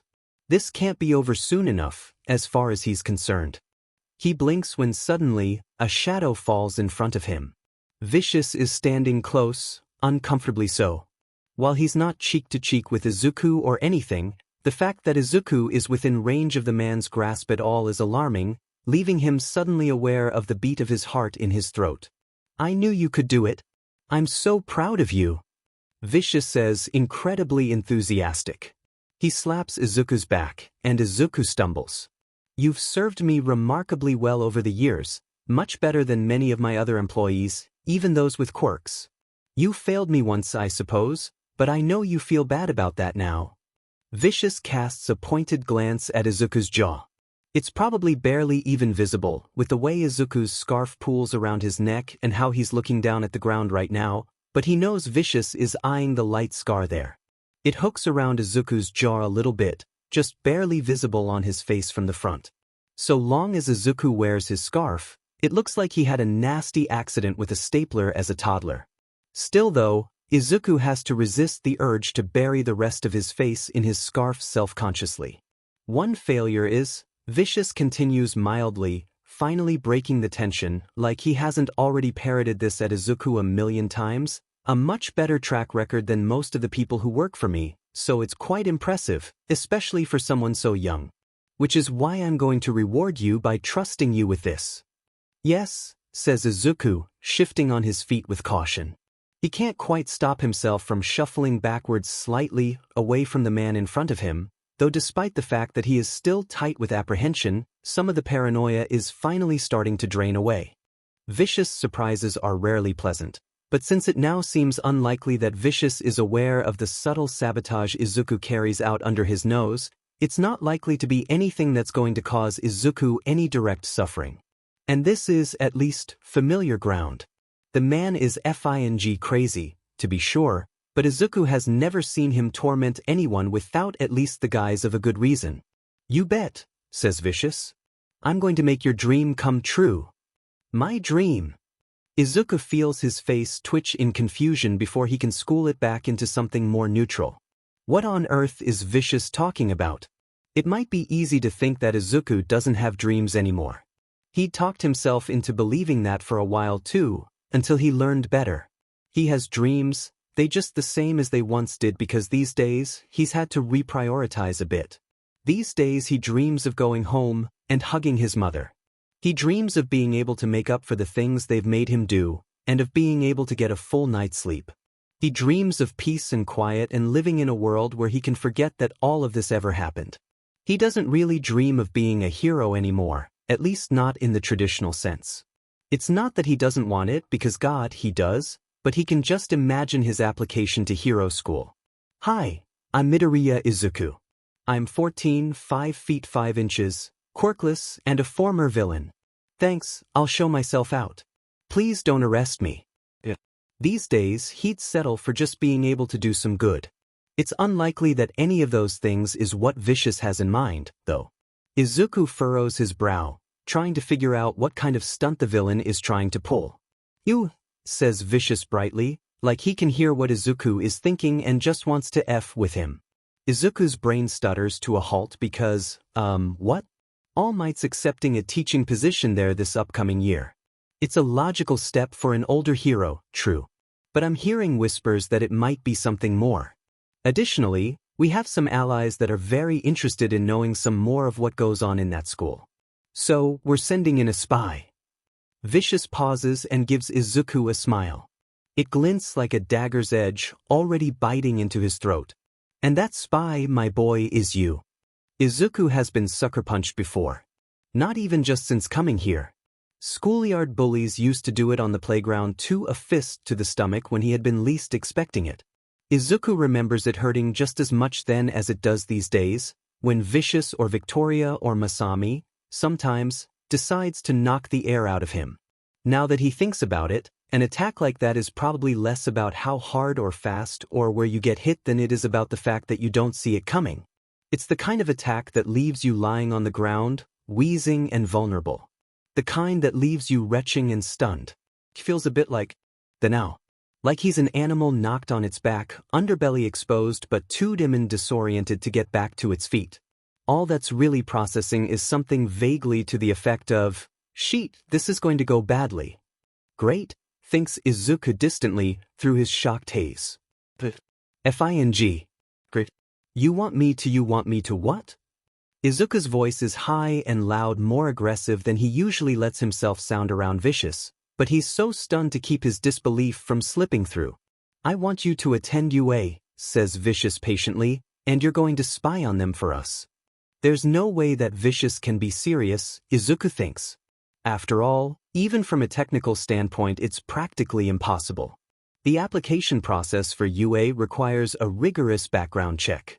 Vicious has been sending him to school these past 7 years. For the most part, the man, unpredictable and unreasonable as he is, believes in the value of education. But all of that has been under a fake name and identity that would never hold up under any real scrutiny. They won't get away with it at a school like UA, notoriously selective and by virtue of necessity, incredibly secure. Izuku would be caught in the blink of an eye. But sir, says Izuku. His throat suddenly feels very dry, and he licks his lips nervously. I'm quirkless. That you are, says Vicious agreeably. And there's never been a quirkless student at UA before. Not in the hero course, at least. But you won't be attending UA as a quirkless student. What the F dash? Izuku could probably think of what that means if he wasn't so tired, but he's had a hard day, and he feels a headache coming on just from trying. Sir, he says, a little hopelessly, entirely lost. Vicious gives him a pointed glance, a clear indication to zip it. Izuku clamps his mouth shut, pursing his lip. Like I was saying, Vicious continues, there are no quirkless students in UA. But there are plenty of students in the general education course with those so-called invisible quirks. In the records we're creating for your application, your quirk is identified as one that allows you to perfectly classify the abilities of your opponent, as well as all of their relevant weaknesses and strengths. An analysis quirk, if you want to be reductive about it. But, sir, I can't actually do that. You can get pretty close, though. I mean, are you telling me you don't know the ins and outs of the quirks of every single pro hero at UA? Says Vicious brightly. And okay, the man might have a point there, but still. Listen, we're going to have you apply to the general education course specifically to keep your quirk from coming under too much scrutiny. You'll still need to show it off once or twice, but compared to the hero course, there's very little necessity for quirk usage in the general course. As long as you don't let yourself get pestered into answering anything you're unsure about, there's no reason why you would get caught. Izuku opens his mouth. He can't do this, surely Vicious must see that. There's so many moving parts. Hell, most of the time he's barely able to hold it together as it is, much less under the watch of pro heroes.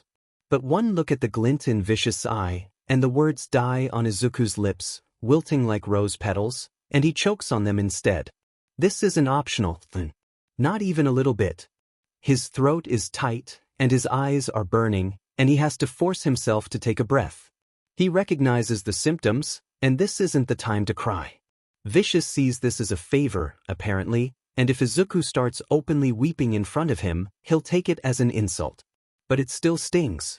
If it's been a long time since he let himself fully dream of being a hero, it's been even longer since he's let himself fantasize about getting to walk the halls of UA as a student there. And here he is, getting it offered to him on a silver platter. And it's so stupid. It's like everything else Vicious gives him. It's a trick. It's poison sweets. It's a caramel apple hiding razor blades, ready to slice his tongue to shreds the flavor of burnt sugar and blood. It's something Izuku wants. This is something he had wanted for so long and so hard that now that they're dangling it in front of him, the desire for it hits him like piledriver to the chest, leaving him confused as to how he'd ever forgotten. He's a man in the desert, looking at a lake that he won't live long enough to reach. He's a sinner waiting for absolution for grace and salvation that was never meant for him. Because they're offering it to him, but it's all twisted up and wrong, the best thing in the world made into something awful and terrible. And Izuku can take it. He has no choice, actually. And when he does, Izuku doesn't know if he's going to be able to resist the temptation to trick himself into believing that it's real, at least for a little while. This is fallacy, Izuku knows. All of it. It's foolishness. It will come back and it will hurt him in the end. He's going to reach out, try to hold on to this one thing for just a little while, just while he can, and it will snap down on his hand like a bear trap and it will ruin him. But for all this, he still wants. Vicious has circled back around to his desk now. He slips into his office chair and gestures to the empty seat across from him. Please, he says. We have some more details to discuss. Izuku takes a couple steps forward and sits down stiffly. Okay, he says, because there's no other option. Good. Vicious leans forward and pulls a file out from under his desk, sliding it towards Izuku. These are your records. You'll have to familiarize yourself with some of their details. Falsified records, of course. Much better ones than they've been using for him these past years. They have sent Izuku to school here and there, over the years, once they'd been sure he wouldn't run his mouth to people. That he shouldn't. But even so, it was hard for him to go to school in one place for more than 1 or 2 years without people getting suspicious of the long absences and the other oddities in his schedule. So, there were gaps where he was technically homeschooled, which actually meant that he was self-teaching. That's not to say that Izuku is behind. No, Vicious would never have stood for any failing in the one thing that he keeps Izuku around for. But it does mean that even though he has never seen them, Izuku feels fairly sure that his real school records are a total mess. Izuku flips the file open.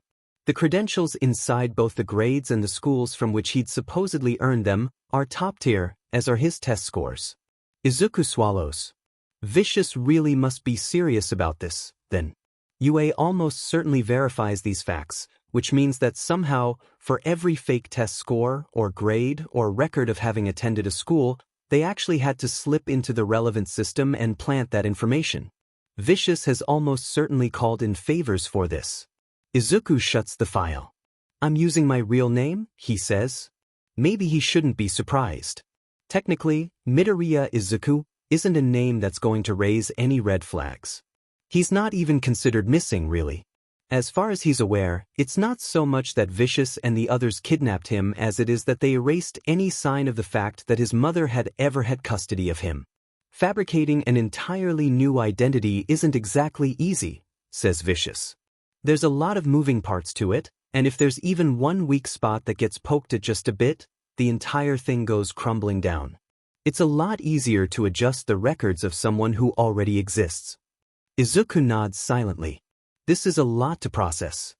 He wants nothing more than to lie face down in bed, put a pillow over his head, and scream silently into nothingness.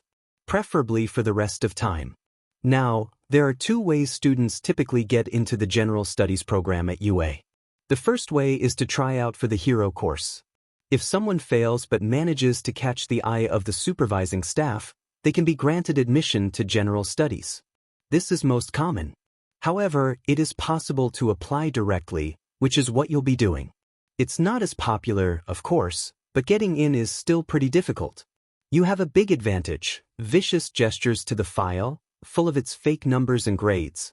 Your application is about as good as it gets. But the entrance exam, while not quite on par with that of the Hero course, is still notoriously tough. Right?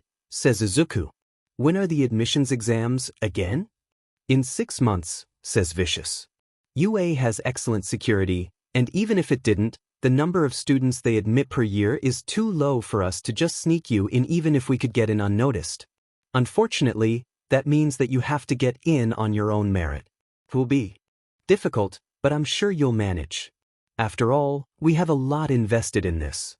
Vicious smile stretches further, full of promise, and Izuku squirms. He knows what this means. You don't want to let us down, right, Izuku? He says. Of course not, says Izuku, voice calm and even only by virtue of years of practice. He can't quite conceal the underlying tone of stress though, a discordant note in what's supposed to be a calm facade. It doesn't happen to him often, not when he's with them, but this is a pretty unique situation.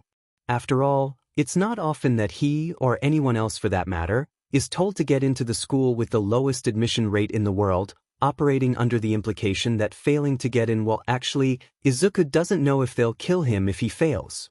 But if they don't, they'll definitely make him wish that they had, and that option's kind of worse, now that Izuku thinks about it. Vicious picks up on it, though, senses the fear like he's a circling shark catching the scent of blood. He smiles again, pleasant this time, content that his message has been received. We'll provide you with any study materials you feel you might need, says Vicious agreeably. And Victoria will be helping you prepare for the physical portion of the exam. Izuku has to resist the irrational urge to jump to his feet and bolt from the room that those words trigger in him. What? He says, voice a little choked. You already had her teach me how to fight, he tries. I'm sure that's. Now, Izuku, says Vicious. You haven't trained with her in nearly 2 years.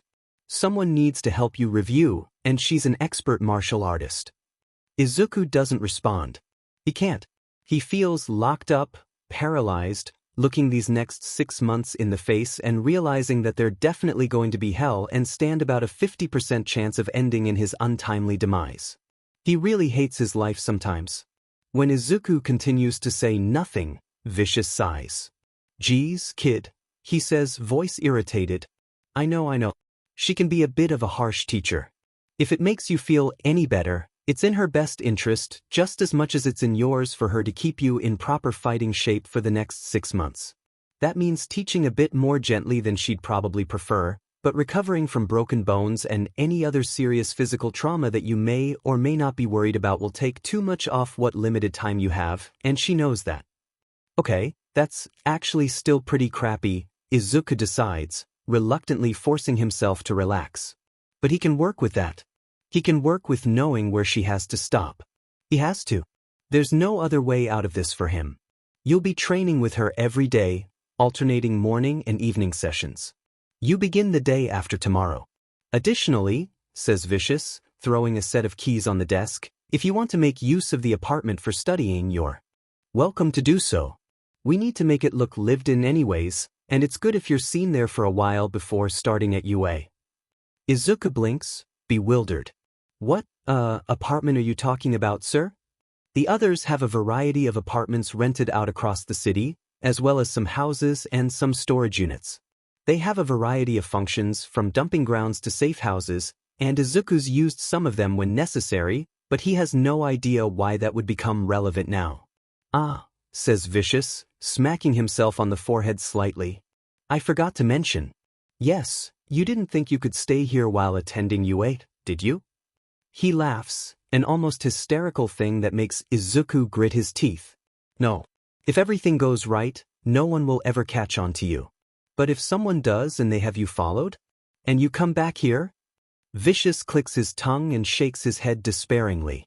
Simply disastrous. Plus, we're not idiotic enough to put this place as your home address on your application. Unfortunately, UA teachers have done home visits to their students before. So we're renting an apartment nearby, and if we want to meet, we'll simply come to you or send word to you to come to us. Once you start there, you coming back here every evening is an unnecessary risk. But until then, it's still best if you spend at least some time there.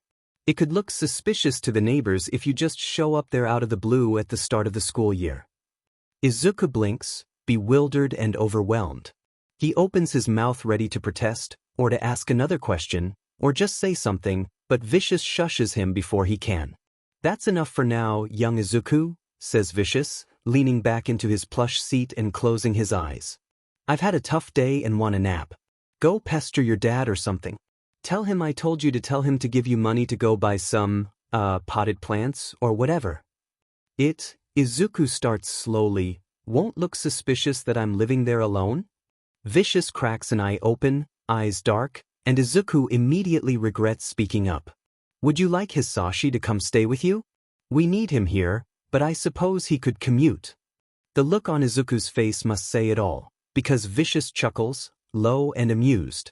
Hisashi will drop by every once in a while, he says, just so no one calls child services on you or anything. But we want to minimize the chances of you being seen with any of us, because the less link there is between the you and us, the more secure this is. If anyone asks and he's not there, you can just say he's away on business. Right? Says Izuku, tentatively picking the keys up off the desk. This isn't that much of an increase in freedom, really. Technically, Vicious doesn't much care for where Izuku goes so long as he's there when Vicious needs him, and as long as he keeps his mouth shut. Now it's just that Vicious specifically needs him to be somewhere else. Which is Izuku can work with that. It still makes him apprehensive though. Freedom with Vicious is always conditional. Go where you want, so long as you're here when I call. Talk to who you please, but if you say something I don't like, I'll cut out your tongue. He'll uncoil the leash he has on you, but you can never predict when it will pull tight. And the longer your leash is, the easier it gets to accidentally go too far. Well, then, says Vicious, closing his eyes again and settling back down. Better get going then. You have a long 6 months ahead of you. Yeah?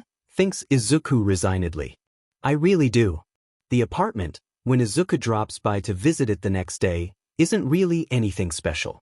It's entirely nondescript in almost every aspect, which is, now that he thinks about it, probably what they were going for when they picked it. Not quite in a nice neighborhood, but adjacent to one. Not exorbitantly large, but not uncomfortably cramped either. It's perfectly normal. It's also not as close to the headquarters as Izuku had thought it would be. To get here from there even takes a brief ride in the subway. In fact, the apartment is far closer to UA than it is the headquarters. The school is actually walking distance from the place. Again, now that Izuku thinks about it, that too is probably by design, deliberately creating the vaguest possible trail back to Vicious. Surprisingly, it's also not completely barren. The place isn't decked out or anything, but it is furnished with the necessities, though whether it came this way or Vicious arranged for that part later is completely beyond him. Izuku stretches his back, examining the place with a cautious eye before heading into the bedroom to dump his duffel, which is holding most of his stuff, on the bed. He won't be able to move in completely, or at least start staying the night regularly, unless he starts at UA. He can't afford to, considering that Victoria wants him up at 5:30 every other morning for training, but at the very least he can move some valuables in. But first, a quick examination of the place reveals no bugs or cameras, at least not in any place that Izuku thinks that they might be hidden. While, admittedly, Vicious has never sunk so low before, but the man outdoes himself every day. There's not much that Izuku would put past him. The notion is a bit nerve-wracking. Nothing here feels exactly safe, like it's more vicious territory than Izuku's, which is actually true, so maybe that's not an irrational fear. And even though Izuku is reasonably sure that Vicious wasn't lying when he said that the others couldn't risk being seen here too often, there's no way Izuku's just going to leave his stuff out in the open. His notes are easy enough to hide surreptitiously away, tucked in a corner of the bedroom closet that's fairly out of sight, slipped between the pages of an encyclopedia before he starts organizing some of his clothes. His laptop is a little harder. Once the academic year starts, he might be able to get away with hiding it in plain sight, under the guise of needing it for school, but until then Izuku settles for unscrewing a wall vent and concealing it there. It won't be convenient to get at, but hopefully that just means he's less likely to get caught. Thankfully, there's a bunch of screwdrivers in a tool kit under the sink, which makes the job much easier. By the time that he's done, Izuku's feeling almost drowsy, even though he's done nothing but this all day. Izuku tucks the kit back under the sink and heaves himself back to his feet. He sighs heavily and goes to survey the apartment once more. He still has some things to check. There are 3 windows in the whole place, he notes. All sliding windows, one in the bathroom, one in the bedroom, one in the living room. The one in the bathroom is primarily for ventilation, too small for anyone to come in and out of. Well, Izuku amends after a moment's thought. There are quirks out there that can make their user malleable, or at the very least allow for the manipulation of their size, shape, or form. So, then, perhaps it's not too small to be dismissed as a point of entry after all. The one in his bedroom and the one in the living room are definitely large enough, though. He's on the 4th floor, but that doesn't mean much considering the diverse range of quirks out there. And even quirkless, Izuku's pretty sure he could scale that wall if he was desperate enough. All of the windows just have latch locks. Izuku frowns. He'll have to look at getting at least a bar for each of them. Not that Vicious or any of the others, including Hisashi, are unlikely to use anything other than the front door, but Izuku remembers Vicious' words. We have some allies that are very interested in knowing some more of what goes on in that school. Vicious doesn't, Izuku is keenly aware, work in the small time. And even if he did, the sort of villains who were willing to tangle with and spy on UA are not it. And unfortunately, villains are prone to turning against one another even when they're supposed to be in alliance. At the very least, better window locks means slightly better security against any vindictive villain trying to get revenge because they feel Vicious has screwed them out of a deal. Or, perhaps more likely, because they're trying to get the jump on screwing Vicious out of a deal. Izuku's pondering the view from the living room window. How structurally stable are those rose boxes? Could they be used as a foothold?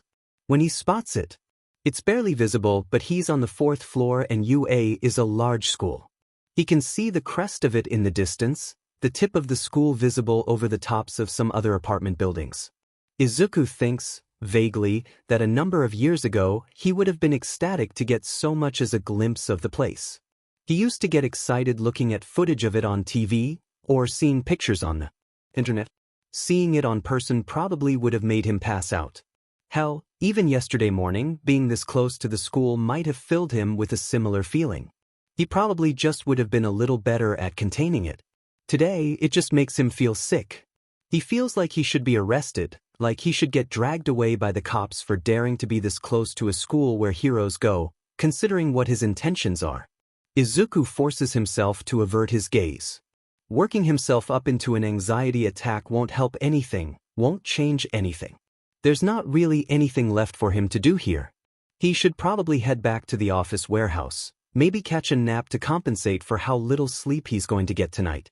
The doorbell rings, and Izuku stiffens. Surely it's not one of the others, right? No, it can't be. They have no reason to be here. Izuku hasn't even started at UA yet. If they wanted him, they could have just waited until he got back. Unless if had he left something incriminating behind in his room? He tries to recall what it looked like when he'd left. Had the ceiling panel been slotted perfectly in place? Had one of the loose vent screws dropped to the floor without him realizing it? Had he slipped and talked about something he wasn't supposed to know about? Had they overheard something? Had they known the whole time and were just waiting until Izuku was off guard to act? Izuku looks nervously at the window, even though he knows that the thought itself is entirely futile. Bolting would do him no good even if he did have somewhere to go. Where was there that they couldn't follow? No, he doesn't have any other option. He has to answer it. Well, it's been nice being alive. He grits his teeth and swings the door open, with more force than he actually intends. The woman standing on the other side of it blinks, eyes wide in surprise. The door slams into the wall behind Izuku with an incriminatingly loud thud. He winces. Nice move, he thinks to himself. You don't seem unstable at all. Izuku makes a strangled noise of humiliation, flushing red with embarrassment. The person in front of him could not more obviously not be a supervillain. Aside from the fact that she looks to be about 70, she's only got a couple of inches on him, and the wrinkles on her face are all laughter lines. She is, to put it frankly, perfectly harmless. Which means that he probably looks really rude right now. I'm so sorry, Izuku says, finally recovering enough to speak. I thought that you were someone else. He winces, rubbing the back of his neck with the hand that's not holding the door open. Hi, he offers a bit weakly. The old woman smiles at him pleasantly, eyes crinkling with the fullness of it. She's holding a couple bags full of groceries in her arms. No, she says, and her voice is as kind as Izuku had thought it would be, judging by her appearance. But didn't mean to startle you. I was on my way back from shopping. She lifts the bags in her arms a little higher, as if to demonstrate her point, when one of our neighbors across the hall told me he saw you come in here. This apartment has been empty for so long that I thought it would be best to greet my new neighbors. Are your parents here? The friendliness is almost startling. It's always an adjustment, interacting with normal civilians after interacting with Vicious and his lieutenants for any length of time. Guarded hostility and silent SBMism don't work nearly as well with normal people, which is all well and good because, honestly, it's a facade that goes so against the grain of Izuku's real personality that keeping it up for any extended of PRD of time is really draining. But it's also not quite like a switch. It might be an act, but it's an act that keeps him alive, which makes it incredibly hard to turn off.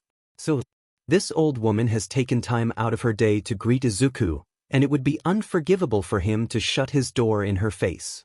Vicious and the others might be able to force him into a life of crime, but he'll be dead if he lets them take away his manners.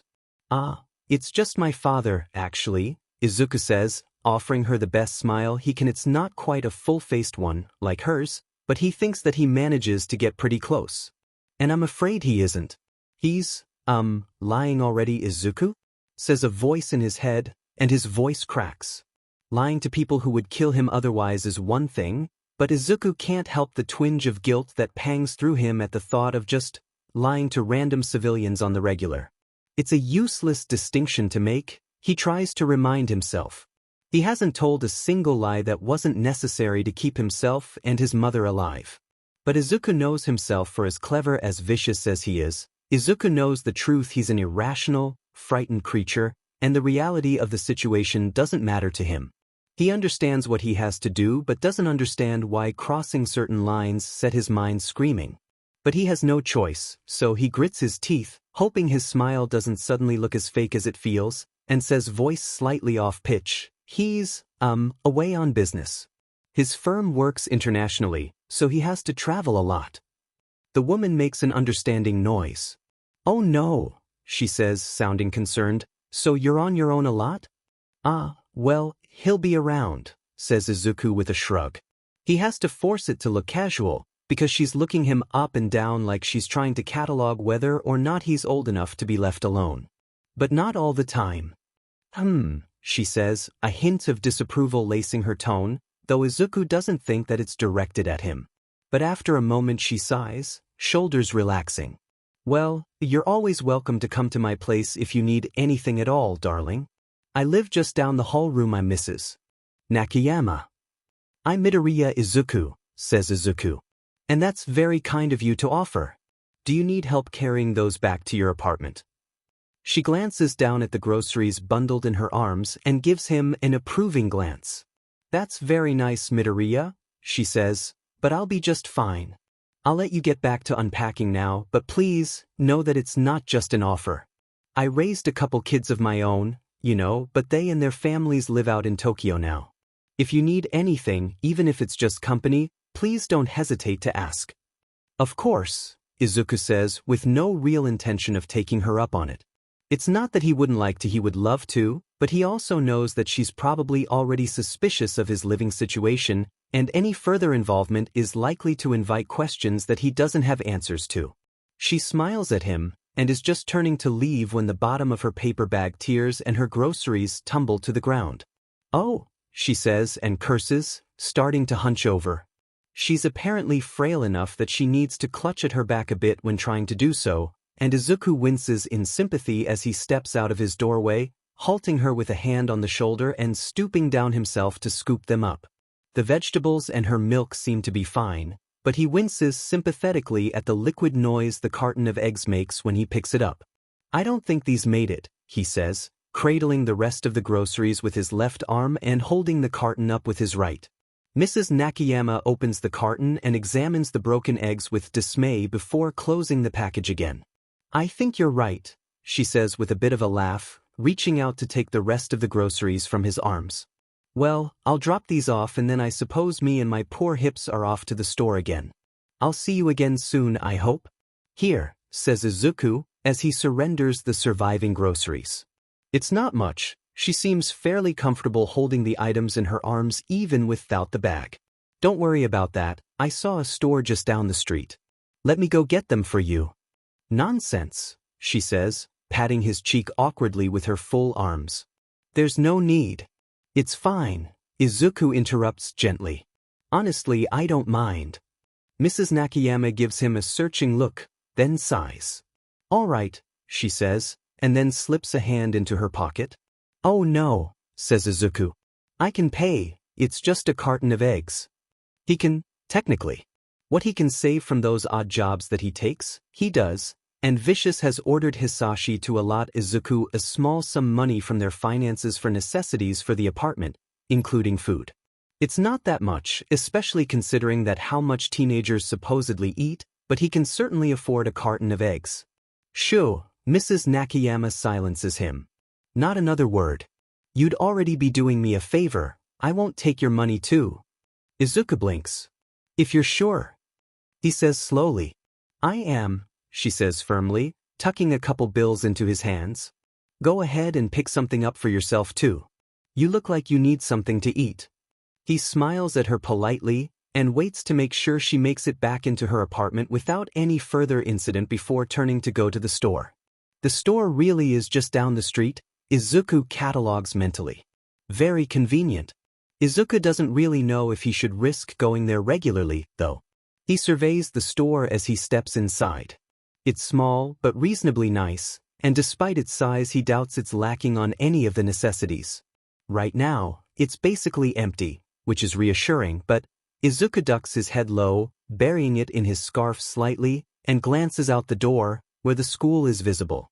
He wouldn't be surprised if this were or at least one of the grocery stores frequented by UA students, and even more likely staff, who are unlikely to be interested in commuting very far to their daily jobs. There can't be that many grocery stores around here, and this, like the apartment, is walking distance from the school. He can't tell if he's relieved or disappointed when he doesn't see any of Pro Heroes that he recognizes inside.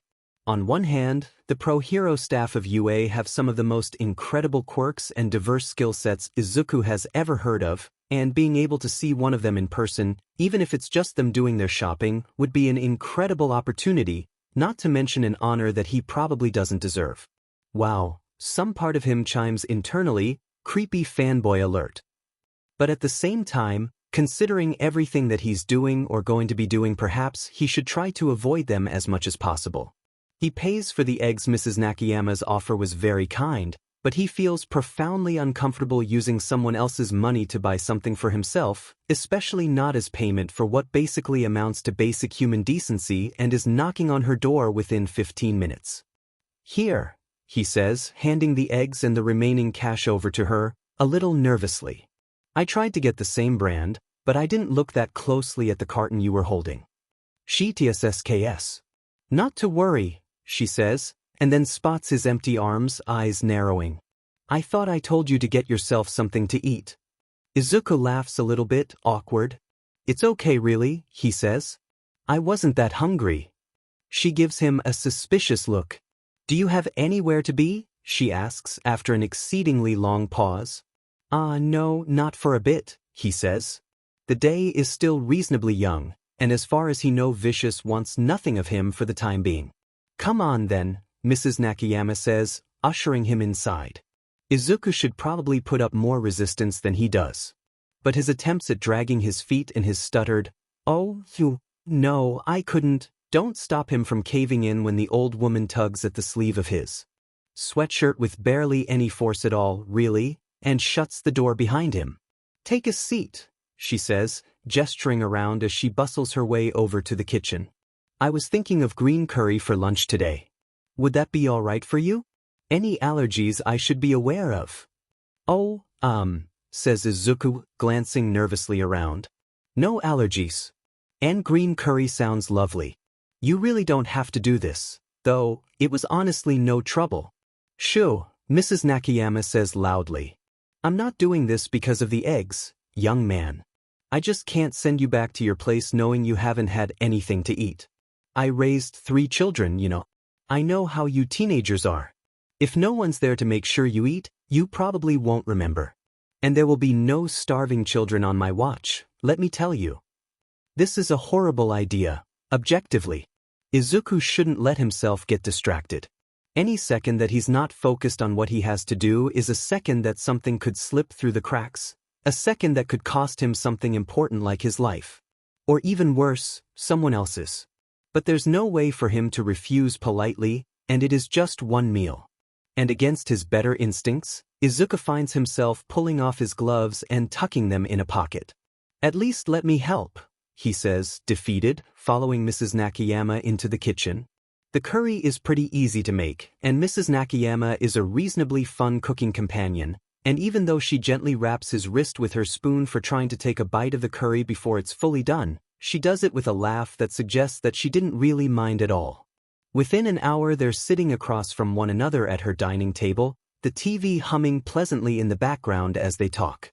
He tells her, awkwardly, that he's applying for the General Education Department of UA, hoping that will sate enough of her curiosity to abate any other probing questions. If he can get out of lying again, after all, he will. "Ah," she says with a laugh. "Now I see why you volunteered to go buy my eggs. Practice?" Izuku splutters. "No, of course not," he starts, only to be waved off. "If I can say," Mrs. Nakayama tells him, "I think you will do wonderfully. You certainly have the heart for it." "Well," says Izuku, a little uncomfortably. "I mean, I couldn't just force you to go yourself, not when it looked like your back was paining you." "Please," she says dismissively, "it does that all the time, and I've never let it stop me before." Izuku blinks, frowning slightly. "No," he tells himself sternly. "Izuku, don't you dare." He says, "Oh no. You really shouldn't be doing that." And that is how Izuku finds himself volunteering to do his neighbor's weekly grocery shopping. It's not particularly inconvenient, with the store so nearby, and with Izuku's newfound independence granting him a degree of flexibility in his schedule that he had previously lacked. But, so, he sighs internally. So much for not getting sidetracked. They're just finishing up their meal when something on the TV catches Mrs. Nakayama's attention. "Oh my," she says, and Izuku turns to watch as well, frowning.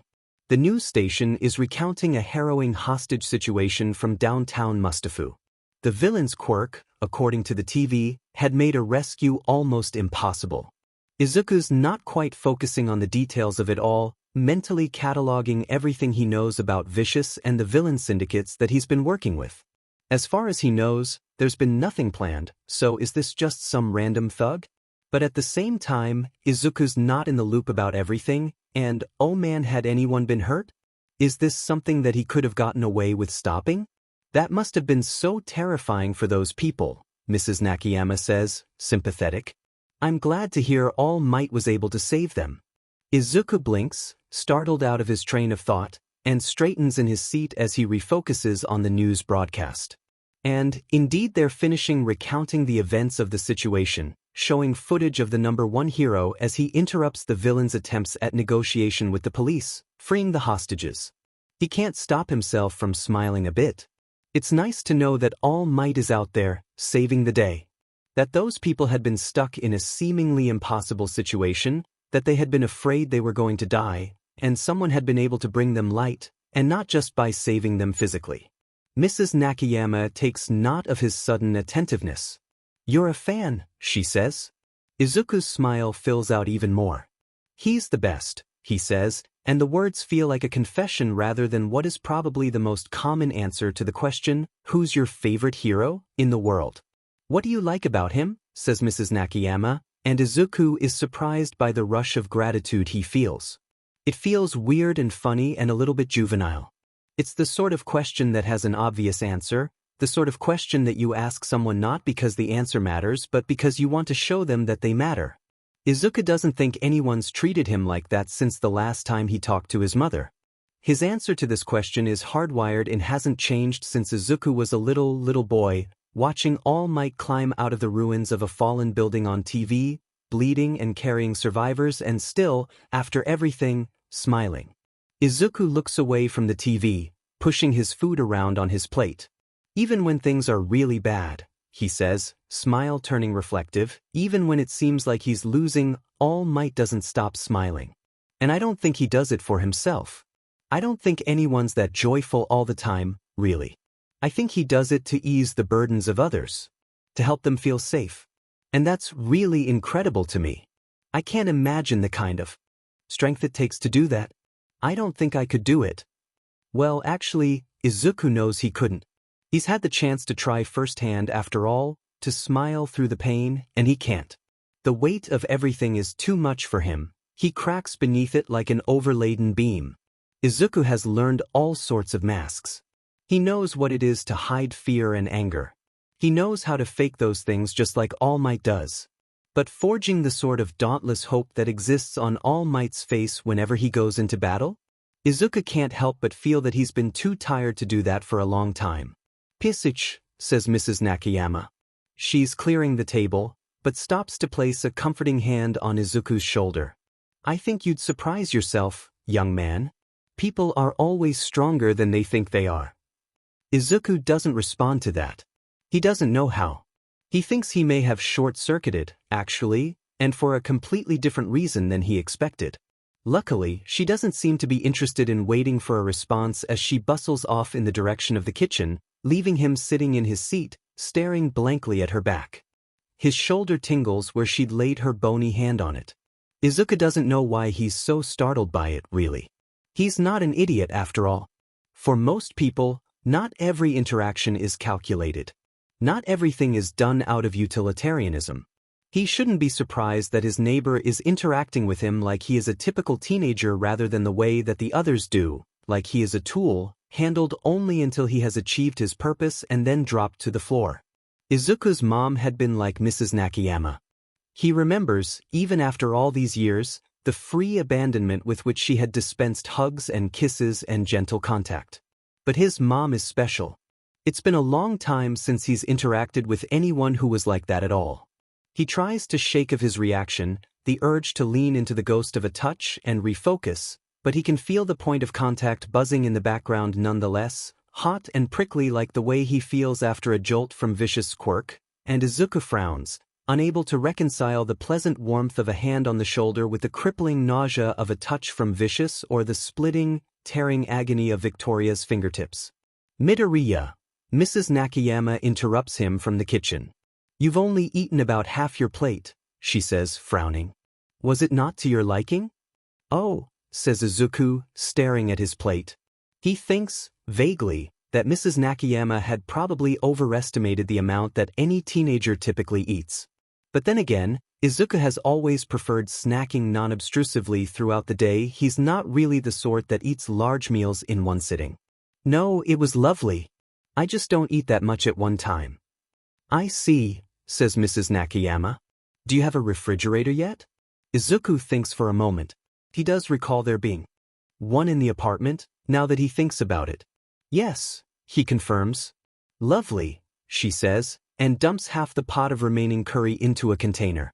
Before Izuku can protest, she's shoving it and another one, full of rice, into his arms. He says as she walks him to the door. He should protest, he knows. It's taking advantage of her generosity to accept her food like this. But all he gets out before he leaves is a small bow and, "Thank you for the food."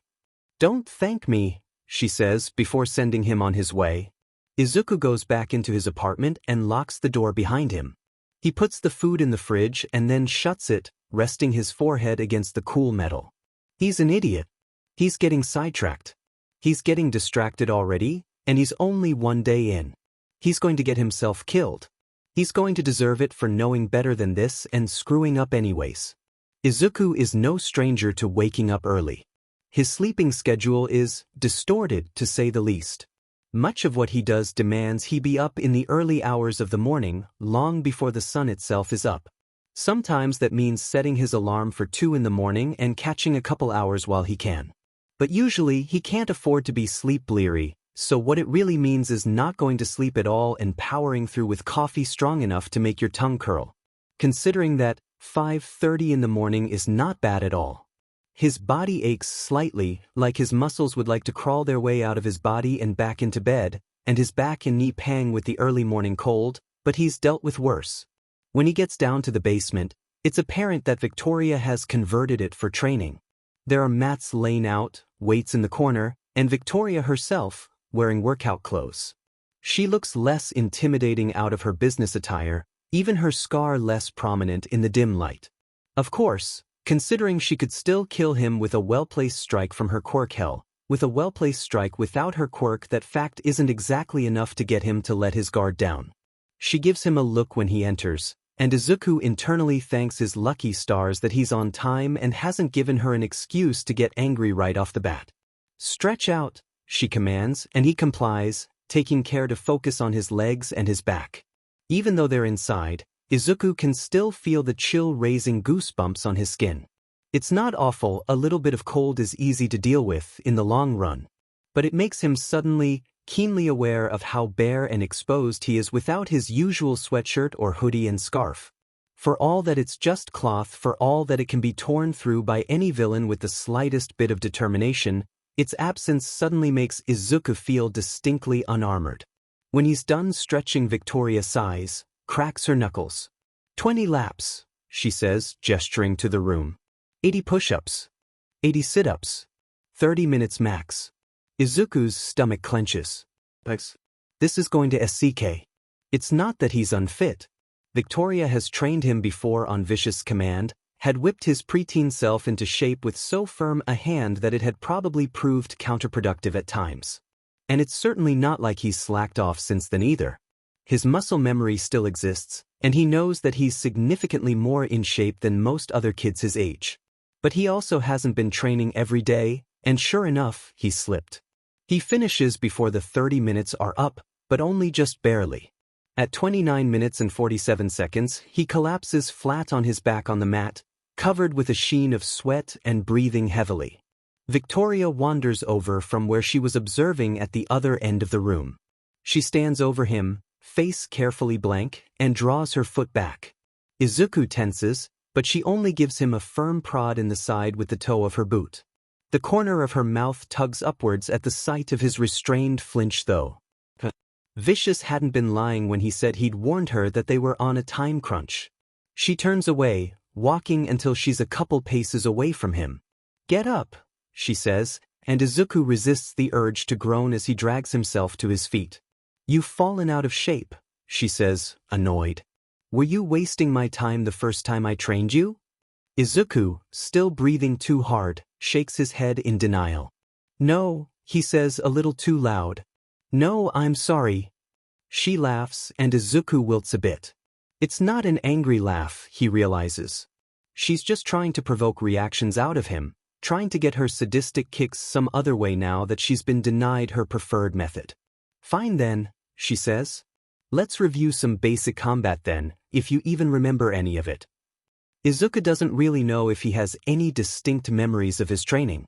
Looking back on it, it feels largely like a haze of nasty bruises and the occasional broken bone. Then again, pain is an effective method of creating and managing habits, so maybe his muscle memory is better than he thinks. Victoria moves first, stepping in close, fluid and languid like a snake. Izuku takes a step back, deflecting her first strike and then catching her second. He uses the momentary opening to step inside her guard and attempt a palm heel strike to her solar plexus. She sidesteps easily, twisting out of his grip until suddenly she's holding his arm, and then before Izuku can fully process, she has him caught in a chokehold too strong for him to break. It's too tight for comfort. Izuku wheezes. He has a wrist caught between her arms and his throat, the only thing preventing their position from being completely suffocating. She's leveraging her height against him, pulling him up onto his toes. He squirms for a bit, but there's no give, and after a long moment she sighs. "Do not," Victoria says irritably, squeezing him even tighter as if to emphasize her point. "Deliberately get in close unless you know what you're doing." And then she lets him go, shoving him sharply away from her and then resuming a fighting stance. "Try again," she says as he picks himself back up, panting and rubbing at his bruising throat. The next bout ends even more quickly than the first. She catches his kick and uses it to pull his feet off the ground, knocking him flat on his back. His attempt at getting back up is thoroughly averted by the foot she plants on his chest, and she doesn't release her hold on his leg, instead dropping her weight onto the joint until it starts to hurt. Kicks are more powerful than punches, but they also carry greater risk. They're easier to spot and easier to block, she says, and Izuku grits his teeth as the pressure on his leg builds further, burning hot and painful.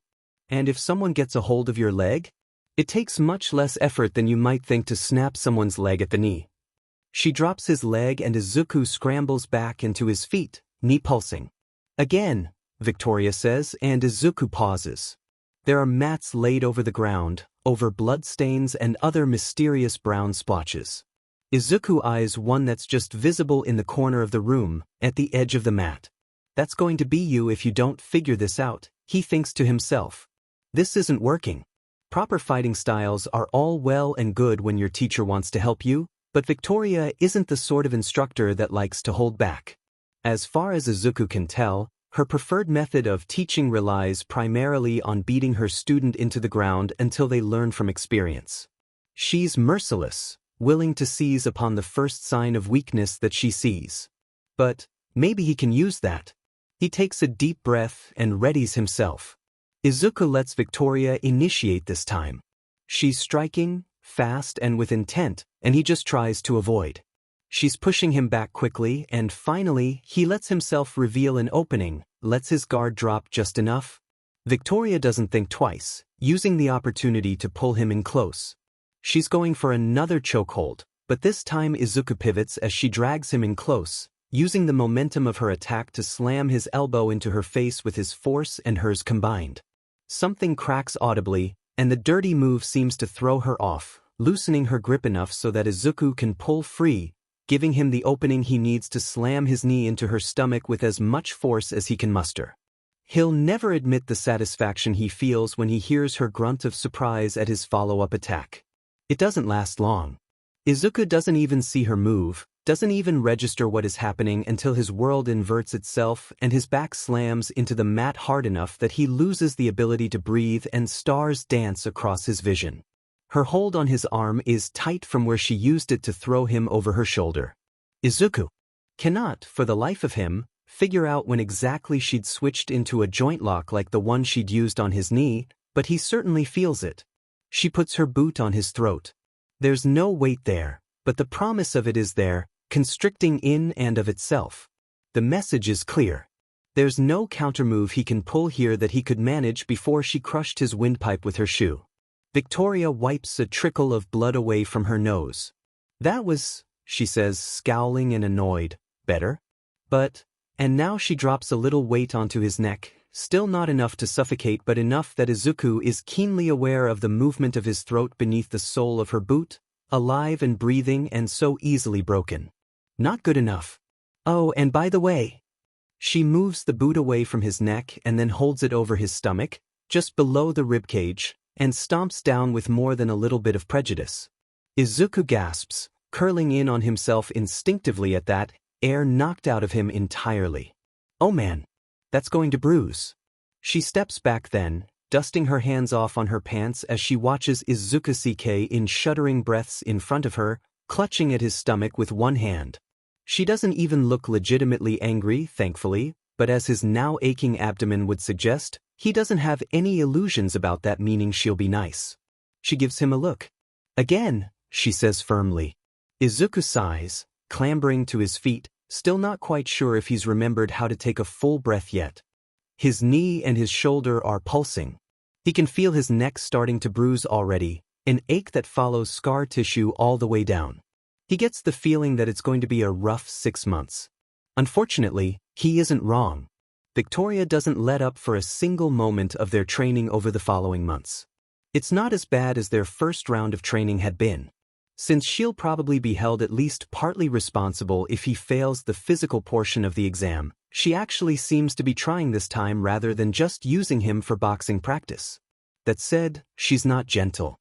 For the next 6 months, Izuku doesn't go a single moment with some sort of ache and pain, whether it's bruises or soreness or the memory of something old clawing its way to the surface again. But as much as Izuku's loath to admit it, he is improving. Now that Victoria's not allowed to beat him unconscious, he's actually figuring some of the fighting thing out. He's still not an expert. Victoria still puts him flat on his back every time. Now he just lasts a little longer and it hurts a little less when she does. Compared to her, or to any pro hero worth their salt, Izuku is sure that he probably seems like an amateur. But it's enough to give him an advantage compared to most of the other applicants to the general education course, most of whom, like him, won't have any significant physical quirks to fall back on during the physical exam. What time he doesn't spend training is spent holed up in the apartment, studying for hours on end. He doesn't even limit it to the apartment, studying on the train, while he's walking, when Mrs. Nakayama invites him to lunch again.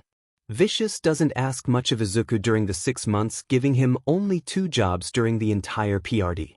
The first is a write-up analysis on the quirk of a new pro rising to prominence, which Izuku provides with the same recalcitrance as he always does, trying to fudge anything that he thinks the others won't catch.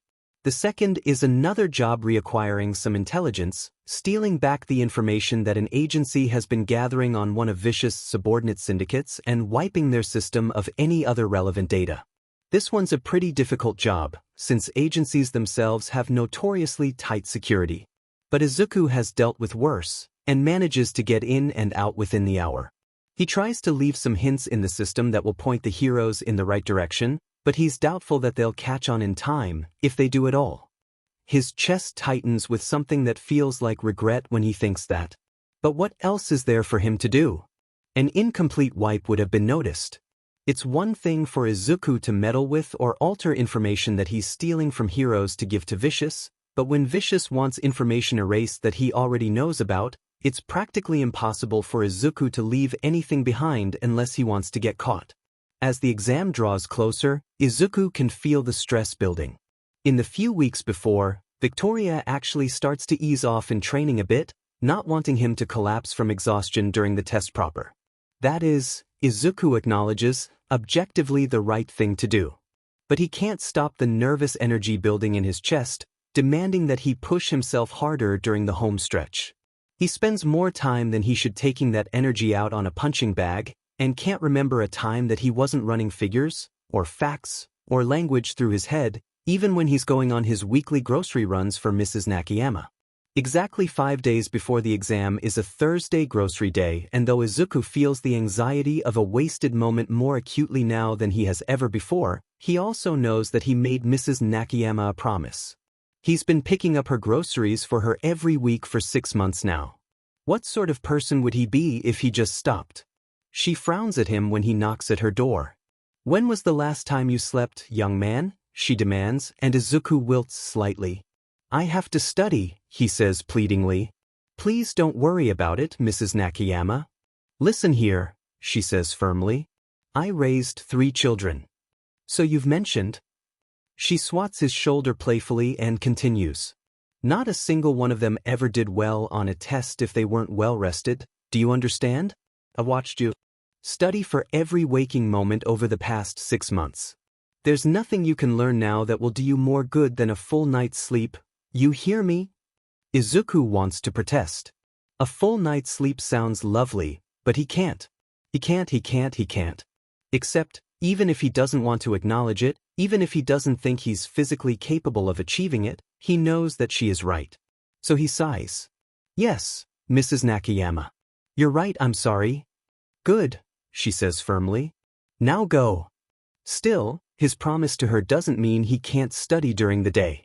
Izuku knows the layout of the grocery store essentially like the back of his hand now, so it's easy enough for him to navigate with his nose in a study guide, looking up only to check the grocery list and to verify that he's grabbing the right items before he drops them in the basket hanging in the crook of his elbow. Early afternoons on Thursdays are typically pretty empty, which is why it's Izuku's preferred time to come here. It also means he doesn't have to worry about bumping into anyone as he navigates the aisles, book in hand.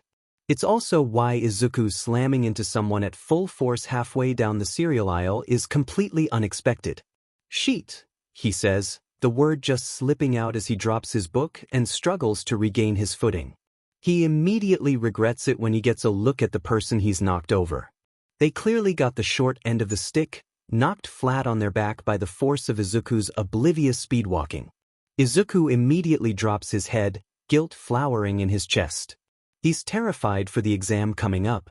Not just because UA was his dream school growing up, but also because, well, he'll probably die if he fails.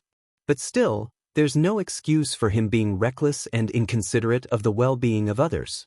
Are you okay? He says, voice high with distress, dropping his basket by his feet and hovering nervously over the stranger, unsure whether or not he should touch them to check if they're okay. I'm so sorry, I'm so sorry. I don't know what I was thinking. I'm so stupid. Did I hurt you? Are you? The stranger chuckles. Not to worry, he says. Izuku finally forces himself to extend a hand to the man, who takes it and clambers back to his feet. I've had worse. That was so inconsiderate of me, Izuku says, resisting the urge to crawl into his scarf and never emerge. I can't believe I did that. Ah, says the stranger. Well, you probably shouldn't have been reading in the aisles. Izuku crumples a little bit. He tugs nervously at his scarf, pulls it up a bit so that it feels a little like he's hiding behind it. I know, he says. I'm sorry.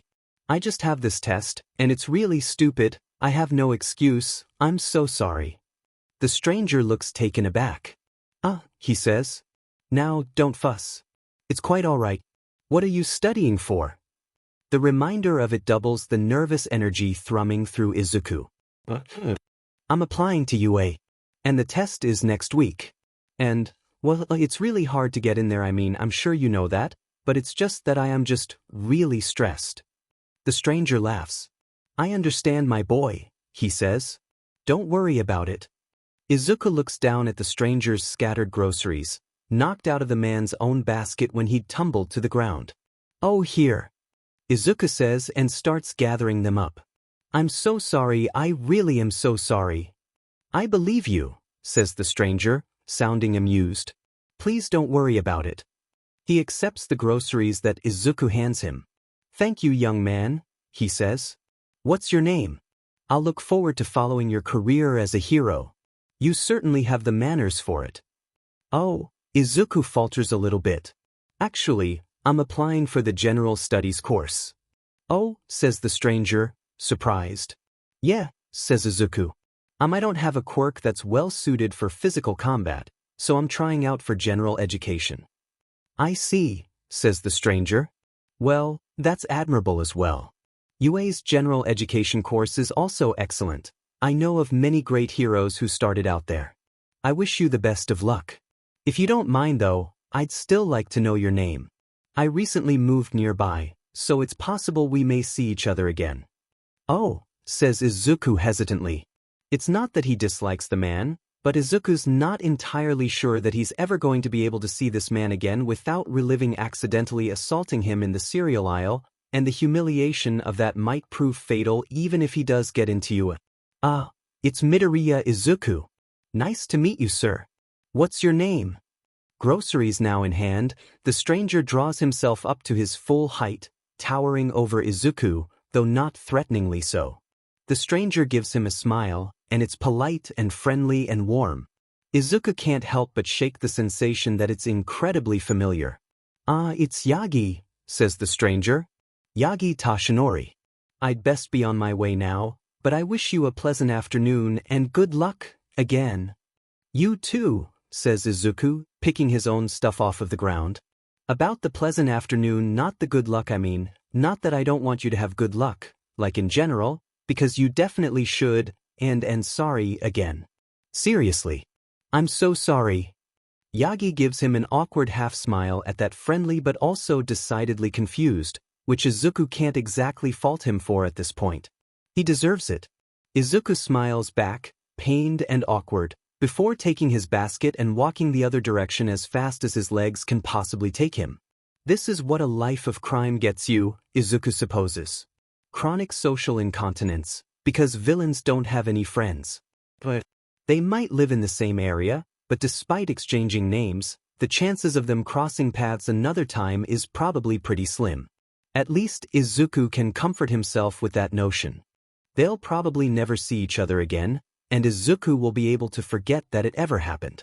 The general education course's entrance exam takes place over the course of a single day, a written exam in the morning, and a physical exam after a lunch break. That's all the information that the school has released about it. UA is tight-lipped about the actual content of the tests, apparently determined not to give anyone the advantage of mental preparation.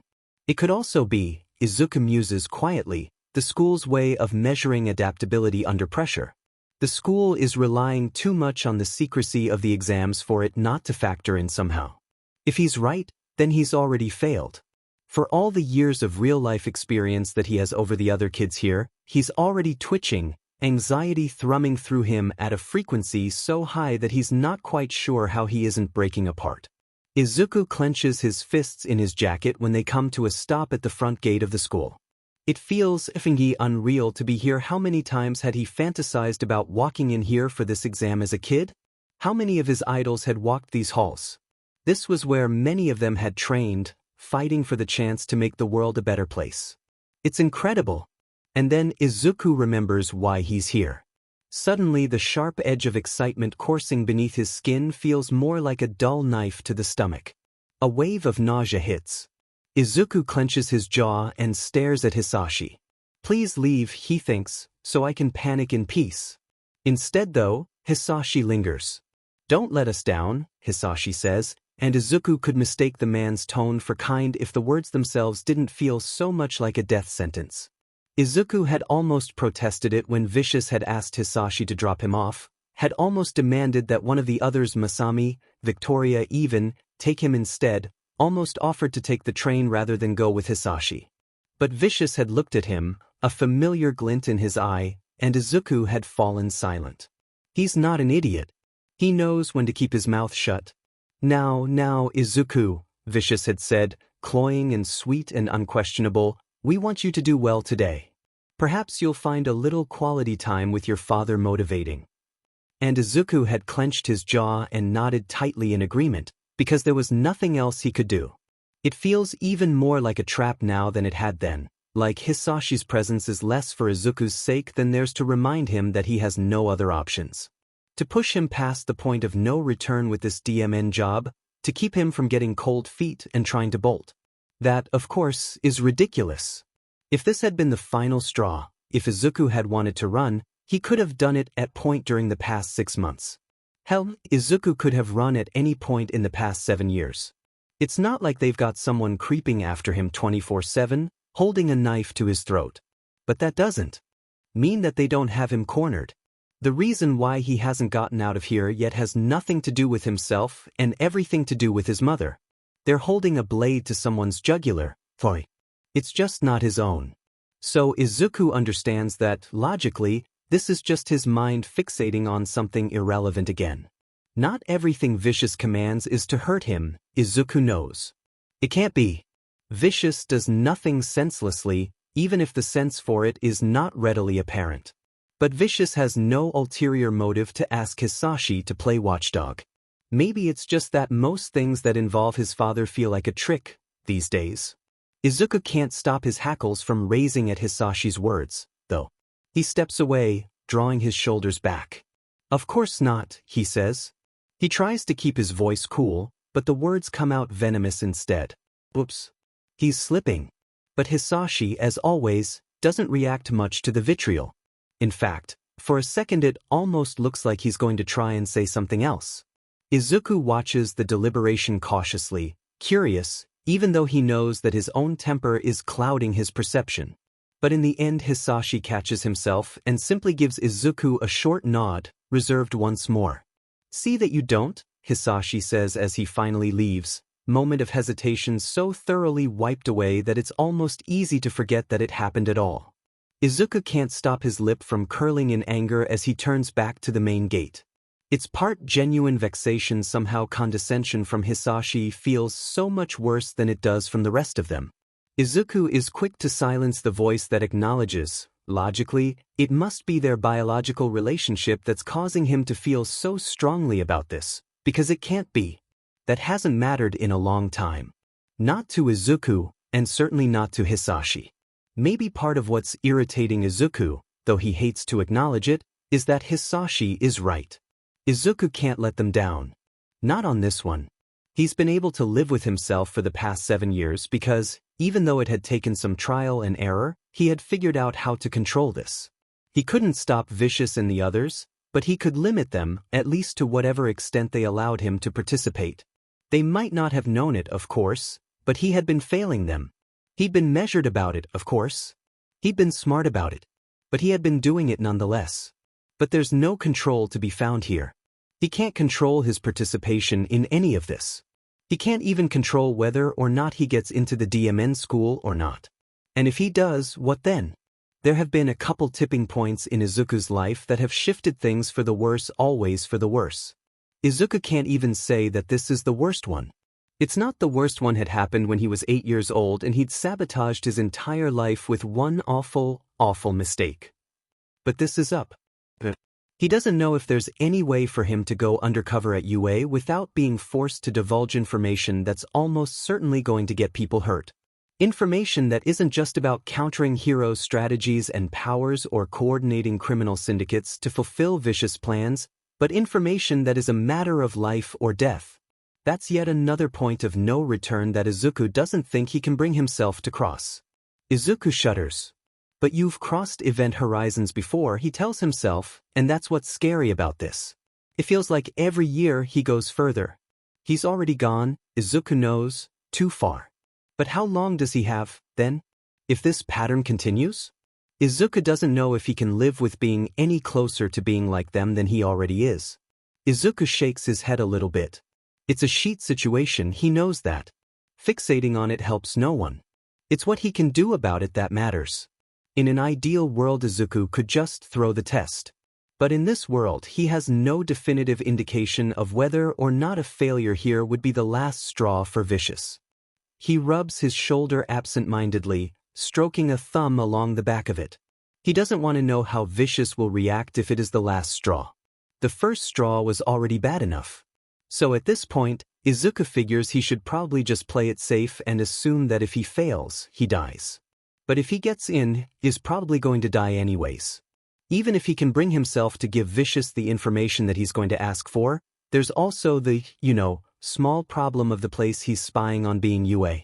It's an academy filled not just with pro-heroes, but the best of them. It would be foolish to assume that pro-heroes are good at nothing but combat. You don't get to the top of such a competitive field without also being an expert strategist and without skill at threat analysis. His grip tightens on his shoulder. He's screwed. He's effed. It's a lose-lose, and in both the lose scenarios he dies. "Hey," says a voice, and Izuku looks up, blinking in surprise.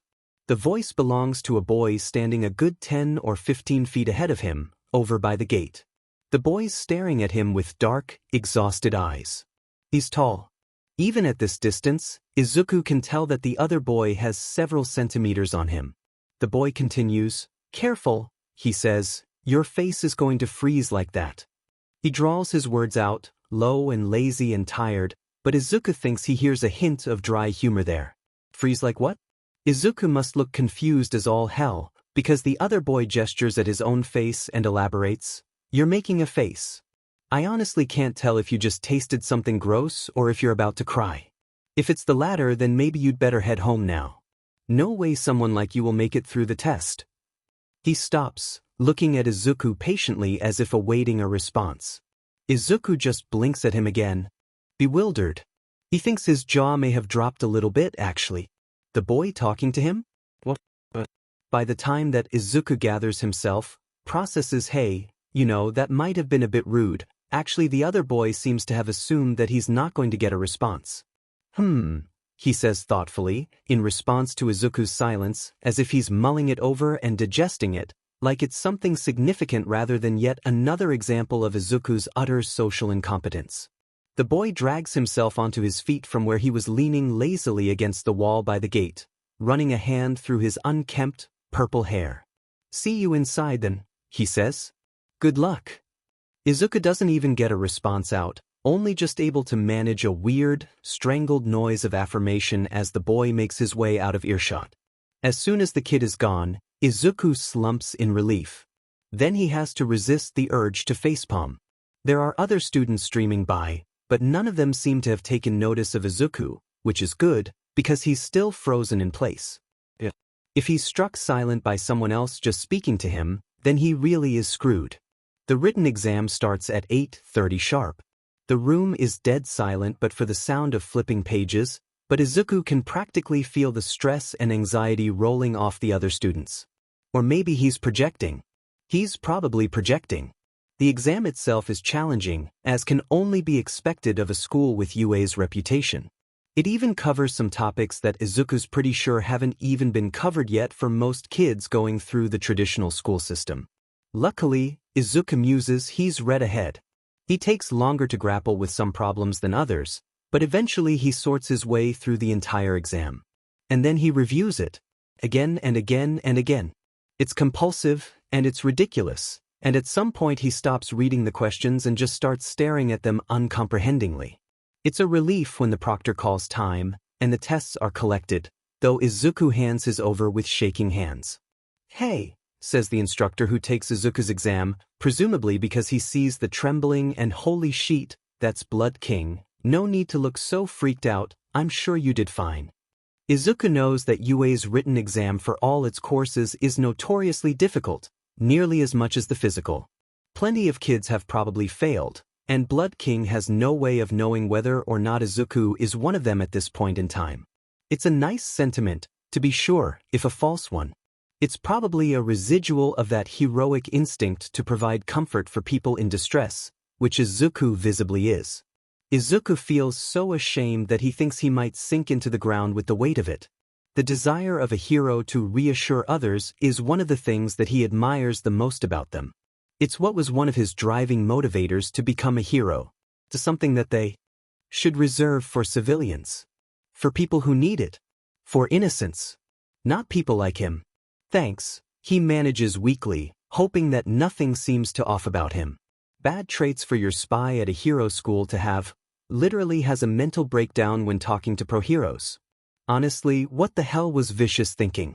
Luckily, the hero has other exams to collect, and if he finds anything suspicious about the tremulous smile Izuku gives him, he ignores it in favor of moving on. They take a break for lunch before the next portion of the exam. Izuku breaks off from the main group of students. They're eagerly discussing test answers and trying to gauge how well they did, and if Izuku hears another word, the tightness in his stomach might actually get so tight that it'll make him sick. And of course, even if he did do well on the written test, it's worthless if he doesn't perform well on the next part too, and the physical exam is what Izuku is worried about. He drops down beneath the shade of an overhanging tree, away from the clumps of other conversing kids. At least here he can think aloud.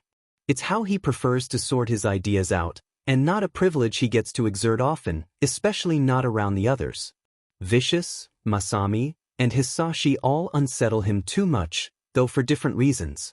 Vicious has a gleeful fascination with Izuku's ramblings that sets him on edge. Masami's ability to read so deep into every word makes him too paranoid, and to be honest, Izuku hasn't said a single word to Hisashi in the past 7 years that wasn't underscored with a mood of profound discomfort.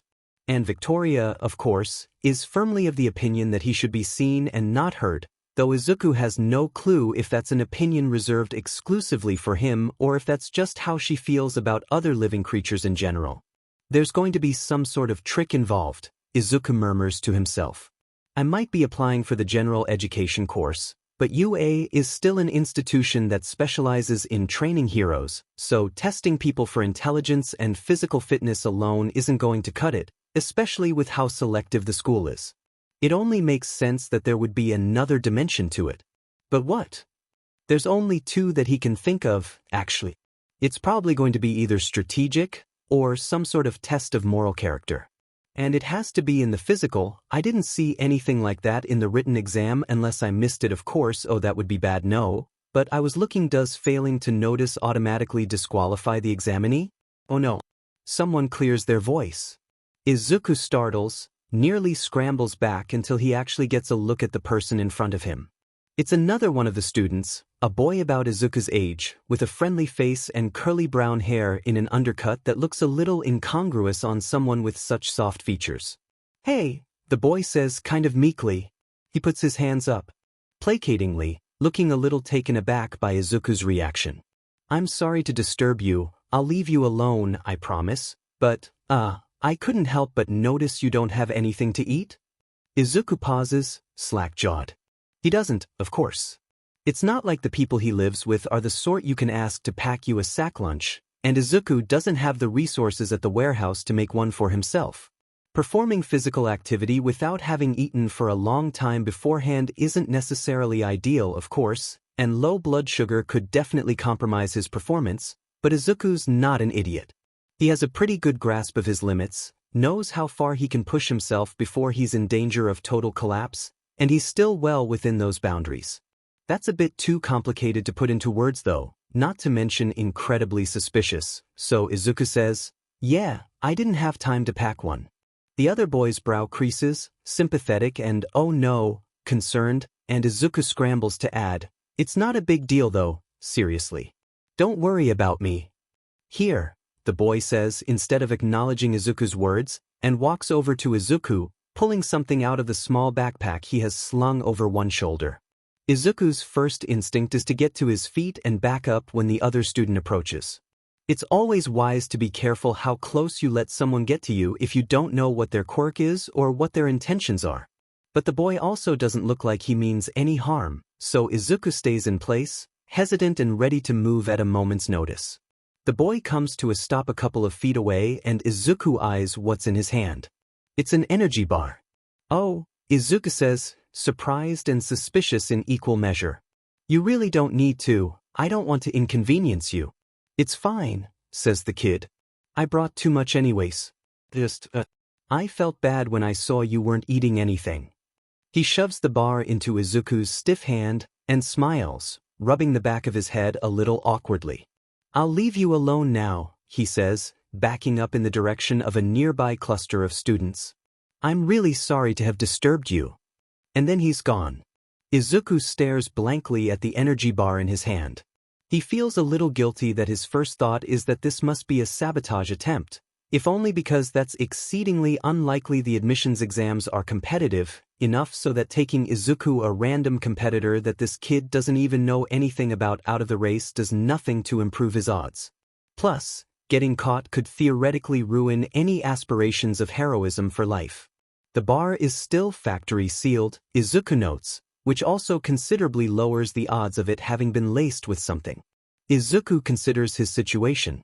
He's not hungry, per se. It has been several hours since breakfast, but he's certainly gone much longer without food without significant impairment to his ability to function. But having a bite to eat certainly couldn't hurt. Izuku sighs, finally giving in and tearing the wrapper open. He's being paranoid and he knows it. While it's typically a good trait, considering his line of work, he does himself a disservice every time he allows it to become more of a risk than a survival tool. He does give the thing a suspicious sniff before he takes a bite. If it is an attempt at poisoning him, he at least owes it to himself to make sure that the job wasn't done lazily. But it doesn't smell like much of anything other than nuts and a bit of chocolate, and Izuku caves completely, letting himself bite into it as he ponders the nature of the physical exam. He can't mutter aloud anymore, since his mouth is full, so Izuku starts drumming his ungloved fingers on the dirt in front of him, tapping with frenetic energy as he thinks. No one knows exactly what the physical portion of the exam is. Whether this is because it is kept tightly under wraps or because it changes so often that leaking it is pointless, Izuku doesn't know, and quite frankly, he doesn't like it. Written exams are stressful, but at least you have a general idea of what you have to study for. Izuku has no idea what's coming in the physical, and he can't help the unease that fact stirs up in his chest. Luckily, it's not long until they're ushered back inside for an explanation. Izuku doesn't recognize the person who is describing the rules. They must not be a hero, or if they are, they're a very obscure one. They're split into testing groups of about 50, and each group is led into one of what Izuku can only assume is many training facilities used by the school, probably reserved primarily for hero course kids. In the locker room, they're asked to change from their regular clothes into some exercise clothes, provided courtesy of the school. Izuku sighs and gathers his clothes up in his arms. When he'd gone to school, he'd hated gym class to the point where he'd forged doctor's notes excusing himself from it. It was a superfluous subject for him anyways, and PE clothes were too thin, too exposing. They left Izuku feeling open and vulnerable. Victoria, at least, didn't care what he wore to training. At least the workout clothes UA had provided include a jacket, one with a reasonably high collar as well, thinks Izuku as he locks himself in one of the bathroom stalls and starts to change. The jacket is unusual. Most schools wouldn't provide it, especially for students who are just testing. Since UA is, it can only mean that they're anticipating the students will need the extra layer of protection. Izuku finishes, bundling up his clothes and stepping out to tuck them into a locker. The proctor had asked them to meet him outside once they'd finished changing, and kids are already trickling out. Izuku follows them, unsure of whether the awkward energy buzzing through his body is from fear or excitement. Both probably. That's kind of a decent summary of this experience for him. When he gets out into the training field, Izuku is briefly startled by the size of it, though he knows that he shouldn't be. Most of the kids who get into the hero course of UA have extremely powerful quirks capable of creating quite a bit of destruction. Thus, large training facilities are a must. Izuku wonders quietly to himself. Do they have someone with a reassembling quirk on their staff? They must, right? The school is large, as are the training facilities it contains, but with 3 years' worth of hero course students, getting more powerful with each successive year, the daily damage the campus facilities must take would well exceed any traditional construction company's abilities to repair on time. Though, now that Izuku considers it, there are plenty of construction companies now that have entire teams composed of people with reconstruction quirks. Maybe the school has one of those companies on contract, then. Okay kids, says the proctor. Now remember, your physical exam is going to be easier than the hero courses. Wrong thing to say, Izuku thinks offhandedly, taking note of the rumble of discontent that passes through the other kids. But that doesn't mean it's going to be easy. Students in the general education course can be, and have been many times in the past, moved into the hero course at the discretion of our instructors. It would be foolish of us to go easy on you. Izuku peers at the training center. He knows what this is. He relaxes a little bit. Not entirely, of course. If he's right, there's going to be more to this than meets the eye. But at least this isn't something that's quirk-reliant, or at least not entirely. Today, your physical exam will be an obstacle course. The grading metric is fairly simple, based off your overall completion time and how you place in comparison to your peers, says the proctor, so the faster you finish, the better. If you fail to make it across the finish line at all, it will be assumed that you are too physically unfit to be a hero, and your application will be discarded. Well shit. That's definitely not ideal. Izuku tenses, and he hears the other students muttering around him. The proctor rattles off some rules. It's nothing too complicated. A code of conduct, some other semantics. And then he clears his throat. Any questions? He says. No one responds, and the proctor smiles. Then you may begin. Izuku thinks that perhaps everyone had been expecting a more formal start to the race, because there's a long moment of stillness before everyone, including Izuku, takes off towards the first obstacle. The obstacles are challenging, of course, like something you might see on one of those obstacle course-based game shows. But Izuku's breezing through them. He's not quite in the lead, but close, and certainly further ahead than anyone else without a physical quirk. Relative to what he'd been expecting, this is easy. Too easy. His suspicion is roused further when he gets to the fourth obstacle. It looks like monkey bars, except they're very wide across, probably to accommodate the number of students, though not terribly many are here yet, and hanging from various heights off of the bars are strange glass-like orbs. Izuku narrows his eyes. The goal of this, then, has to be not to touch those, whatever they are. But what happens if you do? Do they break? Explode? It can't be something that would hurt someone beyond stunning them, but even a single lost moment can be crucial. It's also possible that imperfect execution of the obstacles is subtracted from their total score. It's impossible to guess their exact function just from staring at them. Izuku's just going to have to settle for making sure he doesn't find out. He makes it about halfway across before it happens. He's making slower time than he'd like because of how he has to contort his body to squeeze through without knocking any of the orbs, so obviously set up in a manner that would punish incautious movement immediately. Then one of the people next to him, a girl with what looks to be a prehensile tail, gets a little overeager and overswings just a bit, bumping one of the orbs with her knee. She yelps, and before Izuku can register it, her grip's been ripped loose from the bars and she's trapped in what looks like some sort of gelatinous fluid, pinned to the ground. Her mouth and nose aren't covered, but Izuku winces in sympathy anyways. Getting out of that is going to a time killer. She's going to lose a lot of her lead. It's not easy, but after about another minute of deft, cautious movement, Izuku drops to his feet on the other side of the monkey bars. He rolls his shoulders, which are a little tight after bearing his weight for so long, and then starts for the next obstacle. The first obstacles had been traditional, easy. But that had just been to get them to lower their guards, apparently. The rest, then, are going to contain challenges like this. This one is a set of multiple balance beams, over some gunk that Izuku is willing to bet is what came out of the orbs in the previous challenge. The issue? The beams are completely iced over, slick and clear with it. Izuku sees a couple other students eyeing their beams suspiciously too. A couple even try it, none of them make it more than 4 steps before tumbling into the gunk where, sure enough, they're stuck.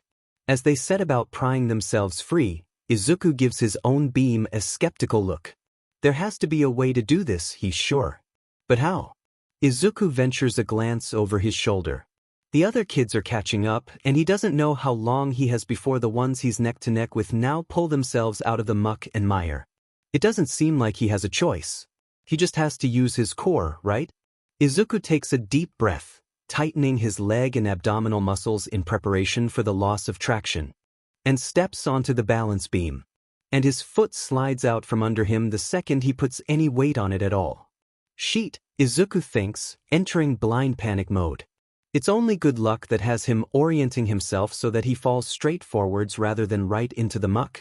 And it's even better luck that on top of that he manages to catch himself with his hands on the balance beam, so that he's practically planking on it. His balance is better like this, though. And well, it's not very dignified, but if you can't walk, crawl, right? Making his way across the balance beam on all fours is still tenuous work. Izuku almost flops into the muck on accident about 15 times, and a couple kids who have quirks well suited to the challenge surpass him in the time it takes him to shimmy his way across. But he does, and when he gets to the other side and looks back, he's still well ahead of most of the other students. Maybe he can do this after all. It continues like this for a couple more challenges, until Izuku reaches one that looks just like a sand pit, with a rope wall on the other end of it. Izuku steps warily back from the sand pit. There's no way that this isn't a trick. A couple of the others who have reached it at the same time as Izuku follow suit, they've all caught on by now then. Izuku bends down, scoops up some gravel, and then tosses it into the sand pit, waiting to see if anything happens. It doesn't. Izuku hesitates. Obviously, there's no way that this is just some regular sand pit. But something tells him that the only way to find out is firsthand. He sighs and starts to make his way across. When he's not immediately set upon, he hears the others start to jump down and follow. It happens just like with the first trick challenge about halfway through. He goes from walking on top of the sand to being knee-deep in it. Sheet, Izuku says, tugging at one of his legs. It's not full-blown quicksand, thank God. He doesn't seem to be sinking any more than he already has, and the resistance is inconvenient, but not insurmountable.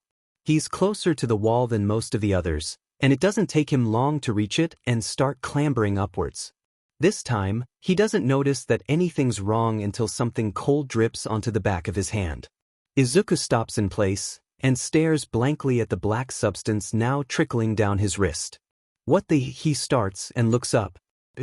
There's some sort of black tar-like substance trickling down from the top of the rope wall, and it's creeping downwards quickly.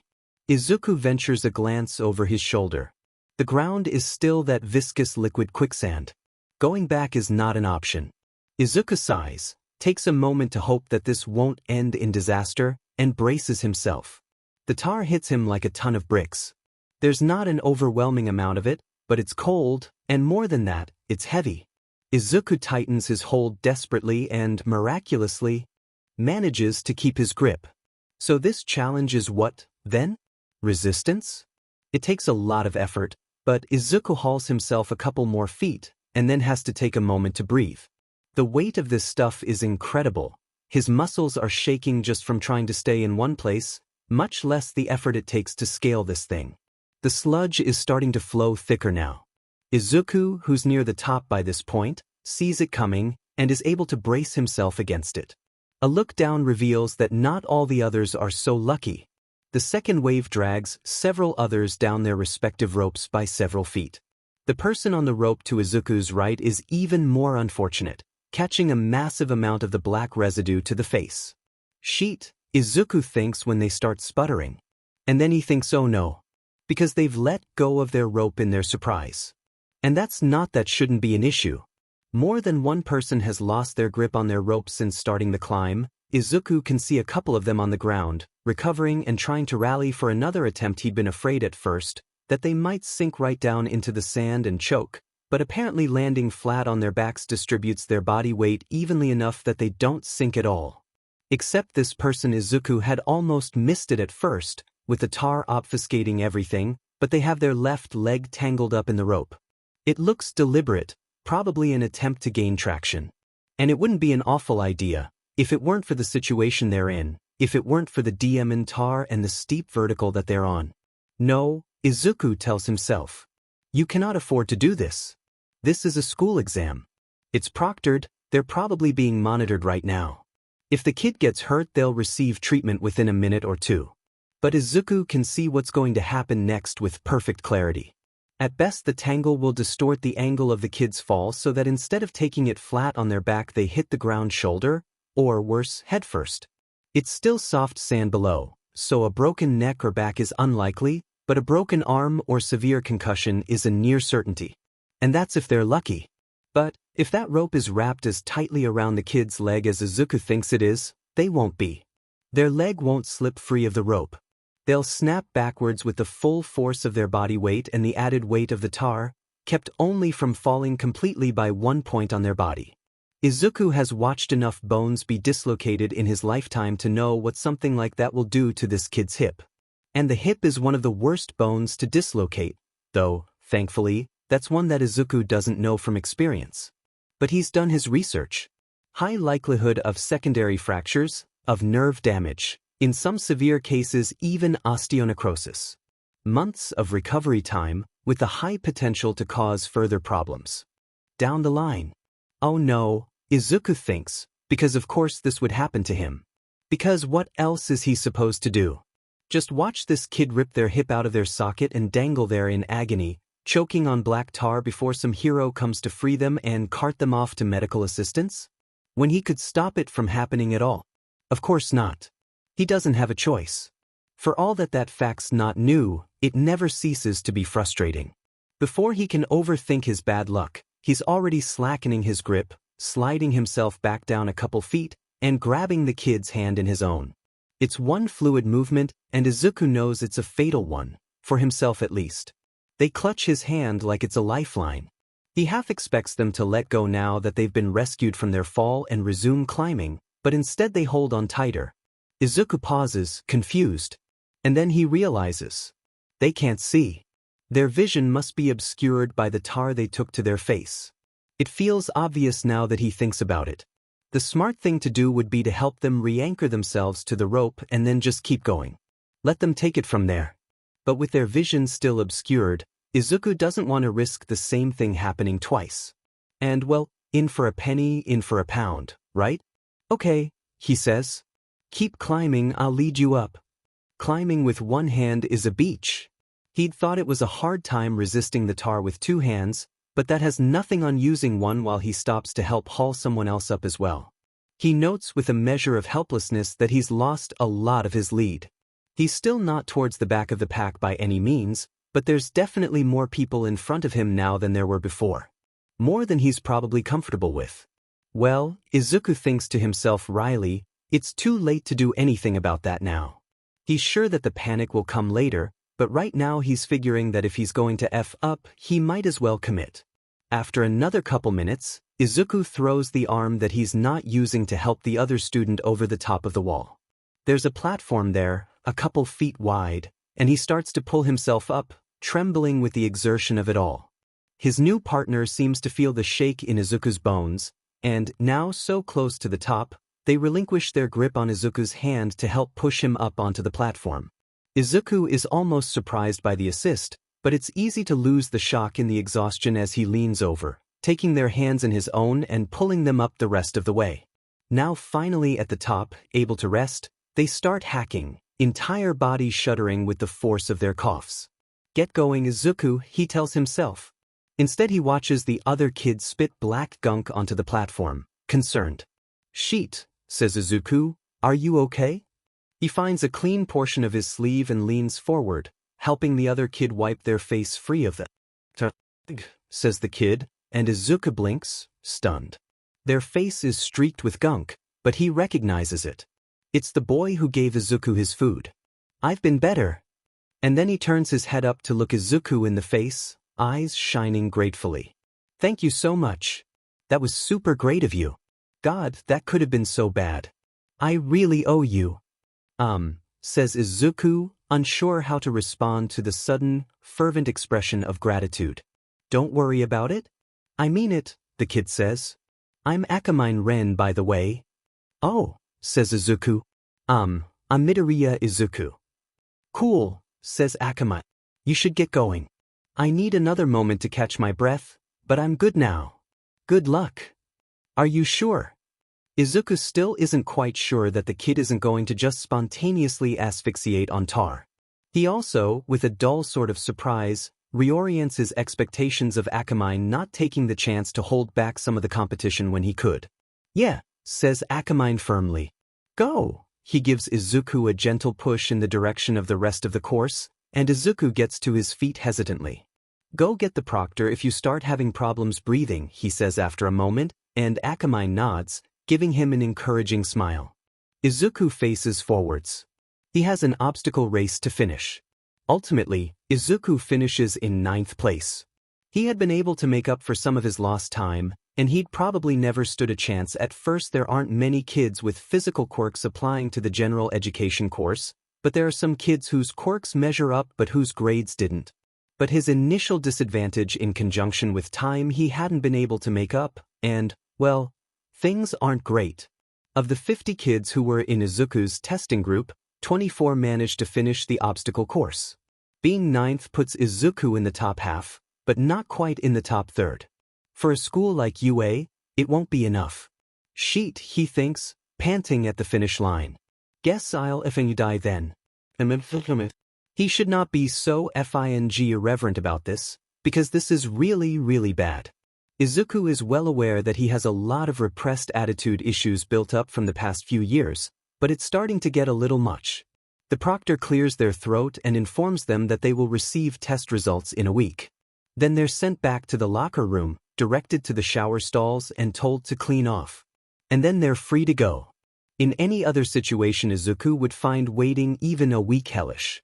Rip the bandage off already, he'd probably say. But the thing is, Izuku knows what his test result is going to be.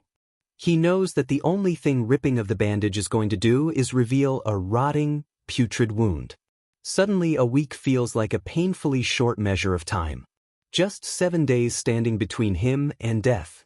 or even worse, between him and wanting to be dead. Izuku knows, objectively, that he should be panicking. Instead, he just washes his hands of the tar in the sink and then goes sits on one of the locker benches. There's something almost melancholic about this, as well, the knowledge that for all his efforts, for all his dreams as a kid, he really never would have made it into UA. The showers are in stalls, of course, but Izuku's not taking any chances, isn't interested in leaving himself vulnerable and open.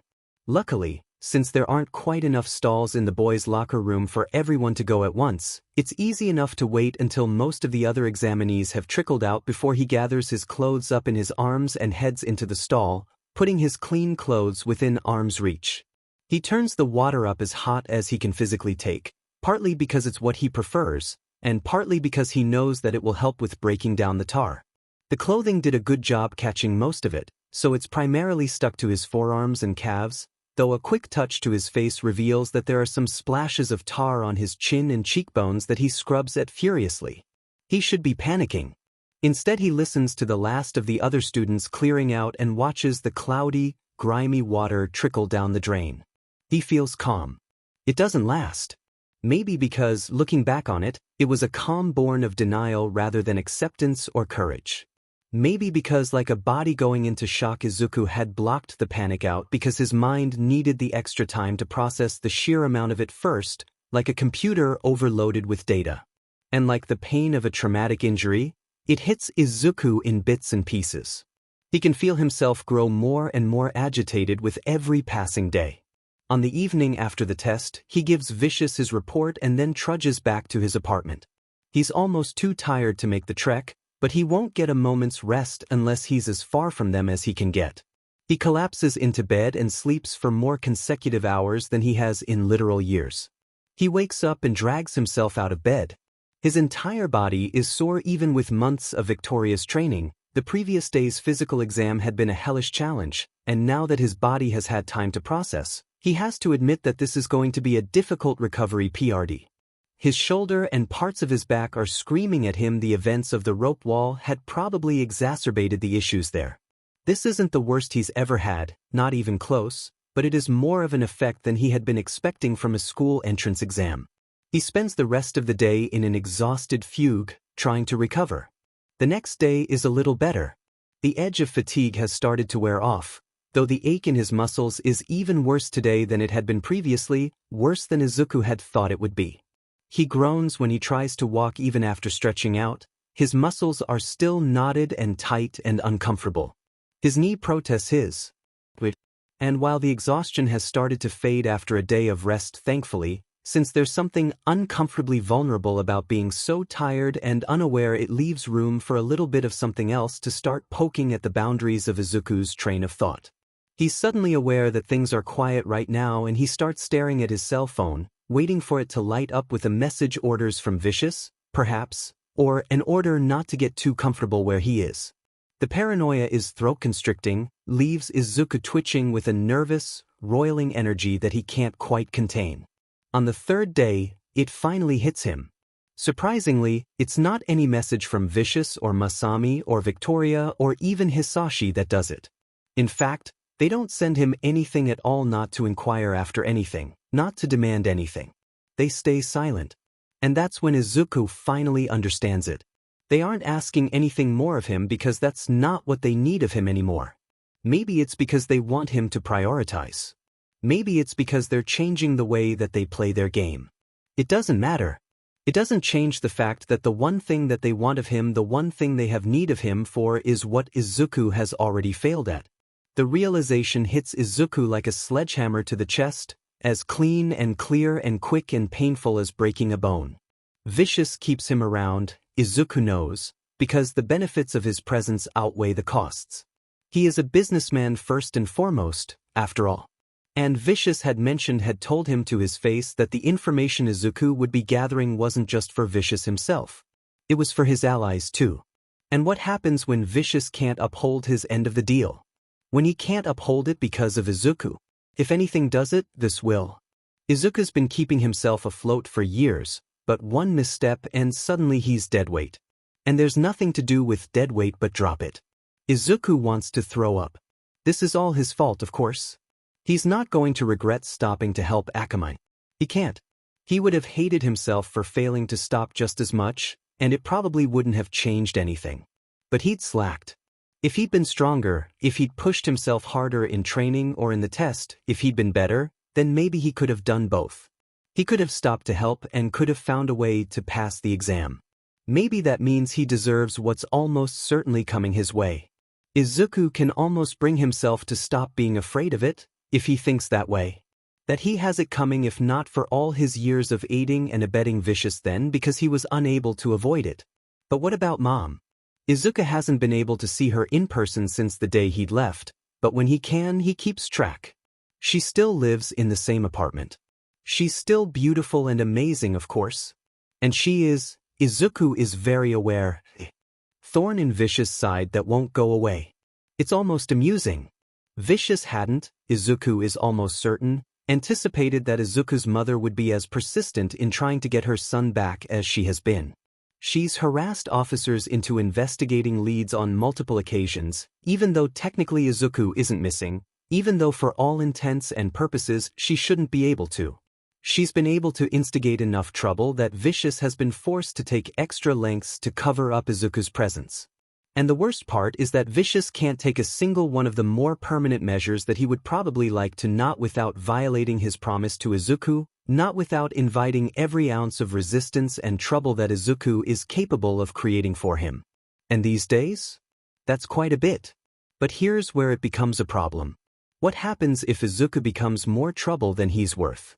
What happens when Vicious loses the one excuse he has not to get rid of the woman who's been a thorn in his side for the past 7 years? The thought has Izuku's knees buckling under him. He collapses onto the ground, next to his bed. He reaches up, pulling the corner of the blanket until it slides off the bed and he can pull it close, pull it around him. He buries his face into it and tries to remember how to breathe in the darkness. He curls himself up, pulling the covers around him tighter, leaning into them like an embrace. His face feels damp, but he doesn't remember when he started crying. He's so stupid he makes nothing by mistakes. He chose to come here, he chose to help Vicious and his cohorts. He should have tried harder in the physical portion of the exam, rather than failing. How could he do that? How could he? When he knew that more likely than not he wouldn't be the only one suffering the consequences of his mistakes. This is what he is coming, he knows that. He does. But his mom deserves better. Izuku pulls himself together by next day, or at least enough that he doesn't think he's near catatonia anymore. He doesn't really feel any better actually, he still feels like retching, and terror still has its vice grip around his heart, but there's no point, no productivity in collapsing into a panicked mess over a mistake that's already been made. It helps that today he has to go pick up Mrs. Nakayama's groceries for her anyways. He's not going to make her throw her back out like, "Hey, yeah, sorry, gotta back out this week. See, you didn't know this about me, but I'm a terrible person and the weight of my mistakes has finally caught up with me, so if it's okay with you I'm just going to lie face down in bed for the rest of what little remains of my life. Thanks for understanding." Yeah, no, Izuku's trying to avoid adding to his list of unforgivable sins as his life nears its end, anyways. Izuku must look a wreck though. Even though he's done literally nothing but sleep and stare blankly at walls and his phone for the past couple days, Mrs. Nakayama shoots him a concerned glance as she passes her list off to him. He smiles at her nervously, hoping that will abate some of the worry he sees on her features. It doesn't quite work, but she doesn't pry for answers about what's wrong, so, small victories, right? The grocery store looks almost empty when Izuku steps inside. Once again, Izuku can't decide to be more relieved or disappointed when he sees that, despite the market's proximity to the school, there are no pro-heroes inside. Today, at least, he's leaning more towards being disappointed. He'd always hoped to have the opportunity to meet one of his idols at some point in his life. It only takes a couple minutes to pick up all the things on Mrs. Nakayama's list. Even though Izuku had had to delay coming to pick her groceries up by a couple days because of the exam, the list is actually fairly short. Perhaps one of her children had come up to visit and done some shopping for her? Izuku pays at the register. He's here consistently enough that the cashier recognizes him, smile shifting out of its typical retail plasticity into something that looks a little bit more real. He's waving goodbye and gathering the bag up in his arms when he spots someone that he recognizes. They've just stepped out, must have checked out only a little bit before Izuku himself had. They're balancing several bags in their arms, more than any one person can probably reasonably be expected to carry. Well, maybe if Izuku does a lot of good acts now, whatever powers that be will take pity on him in the afterlife. Plus, a distraction is a distraction, and Izuku's really starting to think that he doesn't want to be alone with his thoughts right now. It only takes a short burst of speed to catch up to them. "Excuse me," says Izuku, and the other person turns to face him, looking surprised. "Mr. Yagi, right? Do you need some help with those?" The tall blonde man looks down at Izuku, looking stunned, then glances at the bags in his arms. "Oh," he says. "That's an incredibly kind offer, young man, but it's no problem." Izuku tilts his head quizzically. It doesn't look like it's no problem. Yagi doesn't really appear to be struggling with the weight of the bags, but the number of them appears to be an issue. "I really don't mind," says Izuku, hoping that his voice is encouraging. He shrugs casually. "I don't have anywhere else to be. Plus," he adds on a whim, "I'm trying to go to school to be a hero. I should probably practice as much as possible anyways, don't you think?" The words taste a little bit like ash, more of a lie now than ever. "Right?" says Yagi, and Izuku feels a brief moment of victory, his first in a while, at the note of concession he hears in the adult's voice. "Well then," Yagi continues, sounding amused, "far be it from me to deny you your training, young." He trails off, clearly fishing around in his memory for Izuku's name. "Izuku," he offers as he takes some of the groceries out of Yagi's arms and into his own.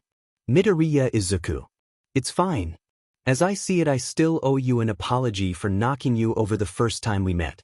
Helping you carry some groceries is the least I can do." "Please," says Yagi, "don't worry about it. It was an accident, after all. They happen." Izuku laughs a little nervously. "Maybe. I probably could have prevented it by watching where I was going though. I really am sorry." Yagi looks amused. "Apology accepted, truly," he says, leading the way down the street. "I'm pretty clumsy myself, you know." "Really?" says Izuku, surprised and amused. "I don't know if you can measure up to me though." "Oh," says Yagi with a short laugh. "I think you'd be surprised." "Prove it," says Izuku. He says it with a laugh, but lets something challenging slip into his tone as he does. Nothing too strong, just something to test the waters. If Yagi is bothered by Izuku's casual tone, or if he notices Izuku gauging his reaction, he doesn't show it. "Well," he says instead, gazing thoughtfully ahead. "You see, I'm starting a new job in a little while, and a couple of days ago I was at a meeting with the rest of the staff, something of an orientation for us all, I suppose. And as I'm sure you've noticed, I favor looser clothing. So a little while in, I tried to stand up to go get some water, but when I did, my sleeve got caught on my chair. While I was trying to free myself, I accidentally hit the person sitting next to me in the face with my other arm, and when I went to make sure they were all right, I knocked their coffee right into their lap. They're really the grumpy sort too, so as you can imagine they were quite displeased." Izuku can't stop a small smile from breaking out across his face at the story. He tilts his head into his scarf, directing it at the ground. "That's pretty clumsy," he says after a moment, thoughtfully, "but you know something? I think I have a better one." "Oh," says Yagi good-naturedly. "All right, young man. Let me hear it." Izuku has a lot of stories to choose from. Vicious jobs so often require a delicate touch, and Izuku had taken a long time to train himself out of his natural clumsiness. It had been a bad combination. Most of his stories are kind of embarrassing, they make him feel like a bit of an idiot. But the ones that aren't quite so humiliating aren't fun to think about either, like the time he slipped on a spot of ice while crawling out a fourth-floor window. He'd slammed into a balcony railing on the way down and woke up on the ground an indeterminate amount of time later with 3 cracked ribs, a broken leg, and a dislocated knee, dread burning deep in his stomach. Actually, now that Izuku thinks about it, maybe the sheer bad luck of it is kind of funny. Just a little bit. Yagi probably won't see it that way, though, and Izuku doesn't feel like tricking his way out of filing a police report today.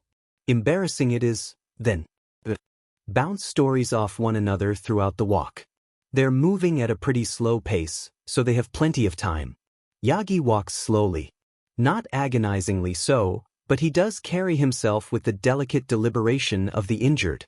There's no visible limp that Izuku can pick up, though he's trying to keep his gaze from betraying his train of thought, but a couple awkward twitches that he picks up in his peripheral vision do suggest that the man is favoring his left side. It's probably impolite to analyze a stranger for weaknesses during your attempt to apologize to them for a prior mistake, but it's not a habit that Izuku thinks he can turn off. Plus, it's not like he's ever going to make use of the information. Plenty of people have chronic pain, or injuries that never quite heal right.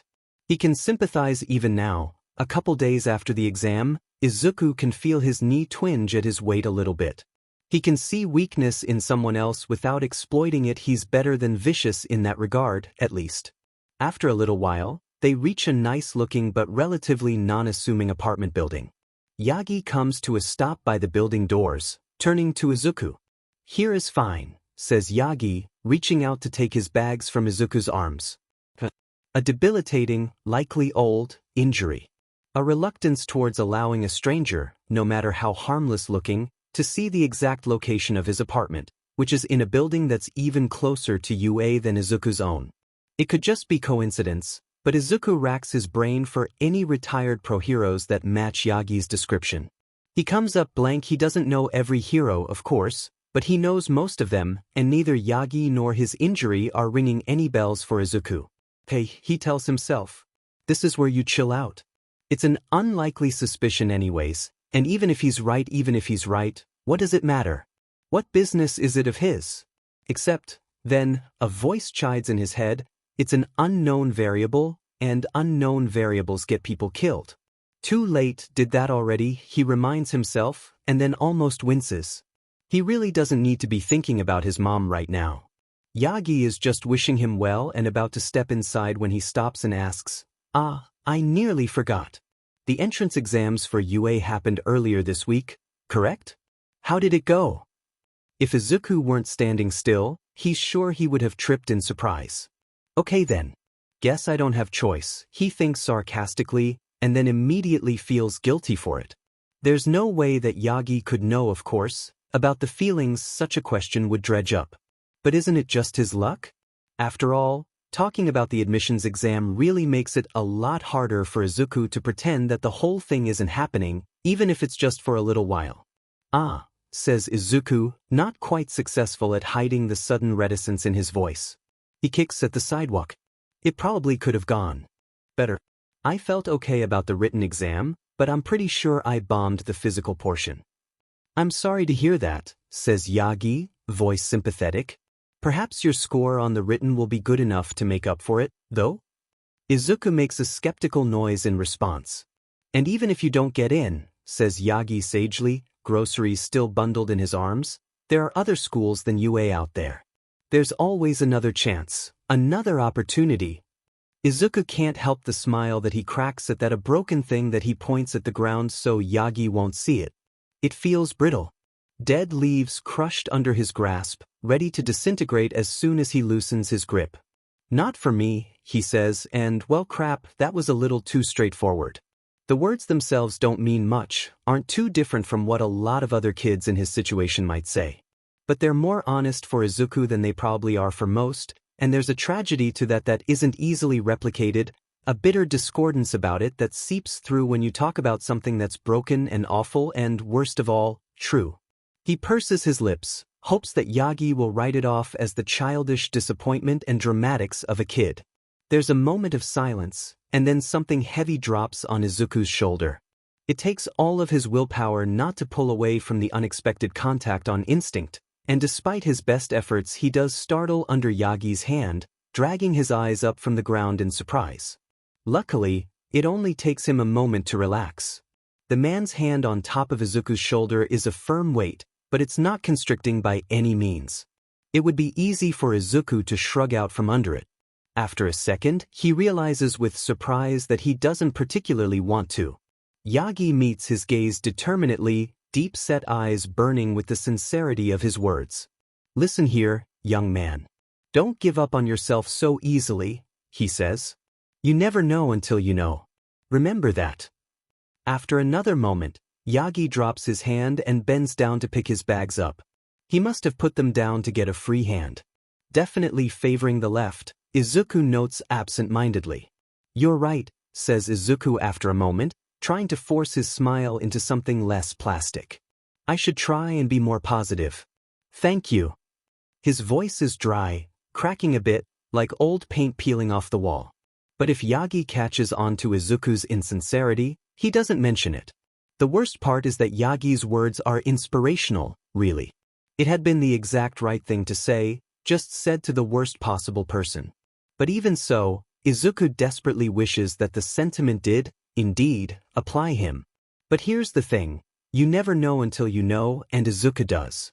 Except, apparently he doesn't. Because, apparently, near-perfect score on the written exam. Outstanding application. The physical exam evaluated on multiple metrics, designed in a manner that would deliberately put the weaker students at a disadvantage. Students were graded not just on their performance but on their willingness to assist their peers even when it might appear to be disadvantageous to themselves. Because apparently, Izuku passed. Vicious and the others don't seem surprised by the news, or if they are, they're not showing it. They probably see it as just another order fulfilled, another expectation met. Not certain death, just barely escaped. Izuku should probably feel relieved. Instead, he thinks he might be more spooked than ever. Like someone who's been held at gunpoint after the enemy's weapons are finally put away. It's relieving to know that he gets to live another day, but the threat of what almost was is far too immense to forget right away.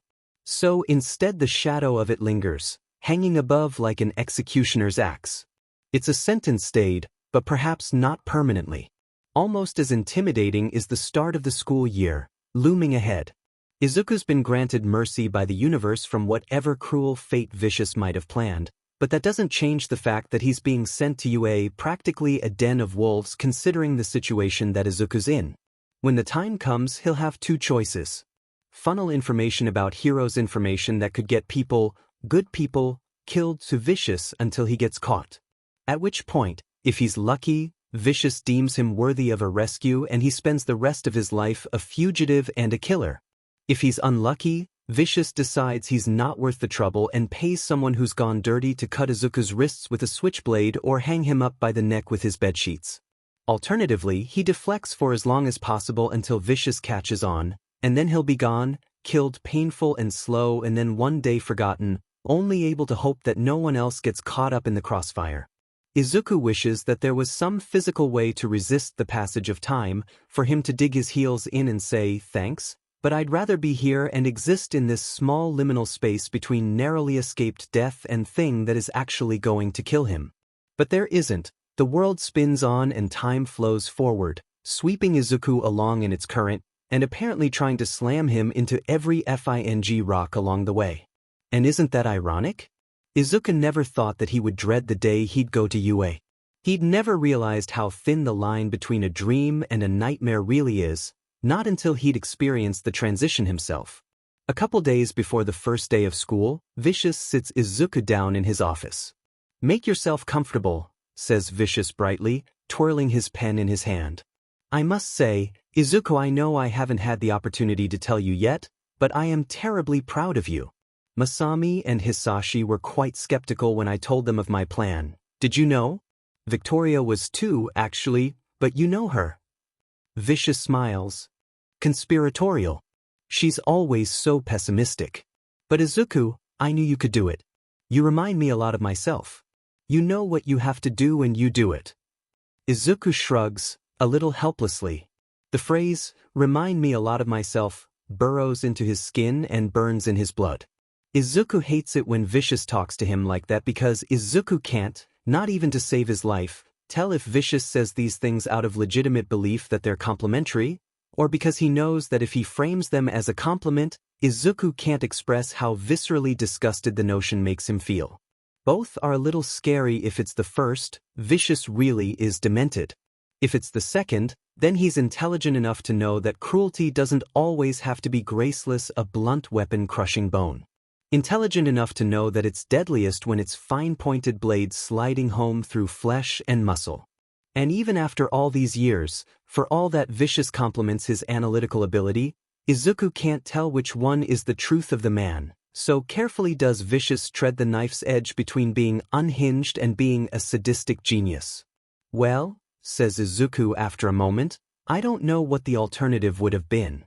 It's partly a matter of curiosity if he really would have been better off if he'd failed, and partly Izuku being too exhausted with it all at this point to bother feigning happiness. Vicious tilts his head to the side. Oh, he says, voice still genial, you would not have liked it. Ah, says Vicious, don't look like that, kid. You don't have to worry about that now. Right? Says Izuku, shifting in his seat.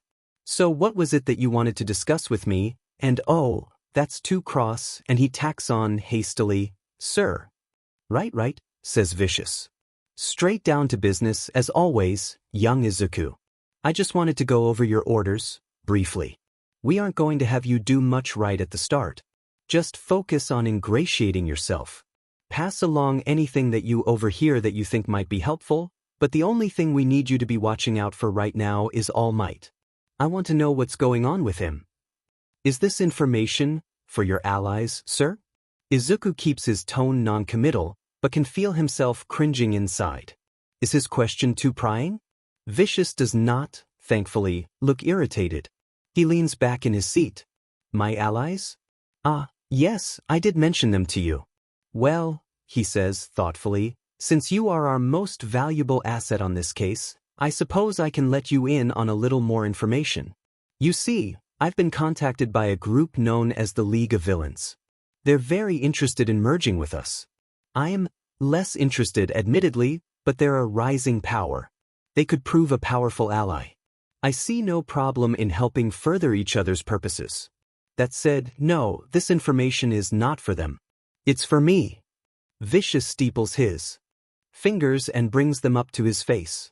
This league, their leader, he speaks of killing the symbol of peace. What? Izuku can't keep the word from slipping out, surprised and loud. He winces when he realizes, slapping a hand over his open mouth with a startled gasp, like he can catch any more outbursts in his fingers this way. But he can't help it, the notion of killing All Might is ludicrous, but Vicious is a powerful villain, and if this league is strong enough to intrigue him as a potential partner, then maybe they can. And no, because if they can, then they'll try. And they'll use every advantage that they have. Including Izuku. He can't be a part of that. He can't. The idea of All Might falling in battle makes Izuku's stomach turn, makes something terrified and tragic squeeze tight around his heart and lungs, but the idea of being responsible in any way for it is nearly enough for Izuku to empty the contents of his stomach onto the table in front of him right there and then. I know, says Vicious, not seeming to take Izuku's outburst as an attack. It's not the first time, of course, but their discussions of killing All Might in conjunction with what they've told me, it makes me think that there may actually be something to it this time. If my gut is right, then this may be the first time since the start of his career that our great symbol of peace has an exploitable weakness. And if he does, Vicious' eyes glaze over, like he's lost in fantasy. Well, if he does? Then I want to know about it too. Right? Izuku thinks, half-dazed in a way that doesn't fade until later, when he stumbles into his room. It's too late for him to head back to the apartment now, though he longs achingly for the distance. But he shuts the door behind him a little louder than he means to and then collapses against it, sinking to the floor and burying his head in his knees, hyperventilating a bit. This isn't something he can escape. Failure will cost him his life, and while Izuku hardly wants to die, if it would protect All Might's life, if it would protect any of the pro-heroes that Vicious is probably going to line up in his sights, Izuku would pay the price. He would be effing grateful for the opportunity. He wishes that he had it that way, wishes that it were that easy, so simple as just giving his life for theirs and that being the end of it. But it's not just his life on the line, it's his mom's too. And that isn't something Izuku can allow either. His mother is not an acceptable casualty. But Izuku focuses on his breathing, trying to slow it, and he thinks about All Might. Thinks of all the lives the hero has saved, of the way that the pro-hero, even on the rare occasions he's injured, goes to help others with a smile on his face, willing to do whatever it takes to ease their suffering, even if it's in some small way. And even the people he hasn't saved, All Might has inspired countless people, including Izuku himself. Izuku curls up, trying to sink into his sweatshirt. He stares at the sleeve. This might as well be Exhibit A. It's his favorite one, a muted yellow, not as practical a color as the black hoodie he wears when jobs from Vicious require stealth at all, but he wears it much more. It's comfortable and warm, and makes him feel safe. He'd chosen this color, impractical as it is, because it reminded him of All Might. He can't be a part of something that's going to take someone like that out of the world, not All Might, and not any of the other pros. His mother isn't an acceptable casualty, but neither are they. Izuku tries to steel himself, tries to take a deep breath, but it's shaky and shallow instead, like his lungs have forgotten how. It doesn't matter that this is an impossible situation. It doesn't matter that he wishes he'd never ended up here. He did, and now it's happening, and he doesn't have a choice about that. He has to find a way to make it work. This is just going to be like the past 7 years. A worse version, sure. But it's the same general idea. Izuku's played the delicate balancing game of filtering information for years, of passing along information that will hurt without killing, that is just misleading enough to avoid causalities. It won't be sustainable, not really. Vicious will expect more concrete results now that Izuku's in the thick of it, and the longer he goes without them, the more suspicious he will get. But Izuku has years of practice. Maybe it won't be enough for him to go uncaught, but it should be enough to buy him some time. And he doesn't need to go uncaught. He just needs to make sure that no one else gets caught in the crossfire of all this. He can do that. He has to. There's no other way. Izuku's grip on his knees tightens and he bows his head forward, lightheaded. There are no acceptable casualties. The only person he'll allow Vicious to hurt in this mess is him. He's not much, he knows that. He's quirkless and weak and useless, and he hates it. But this he can do. He doesn't have a choice.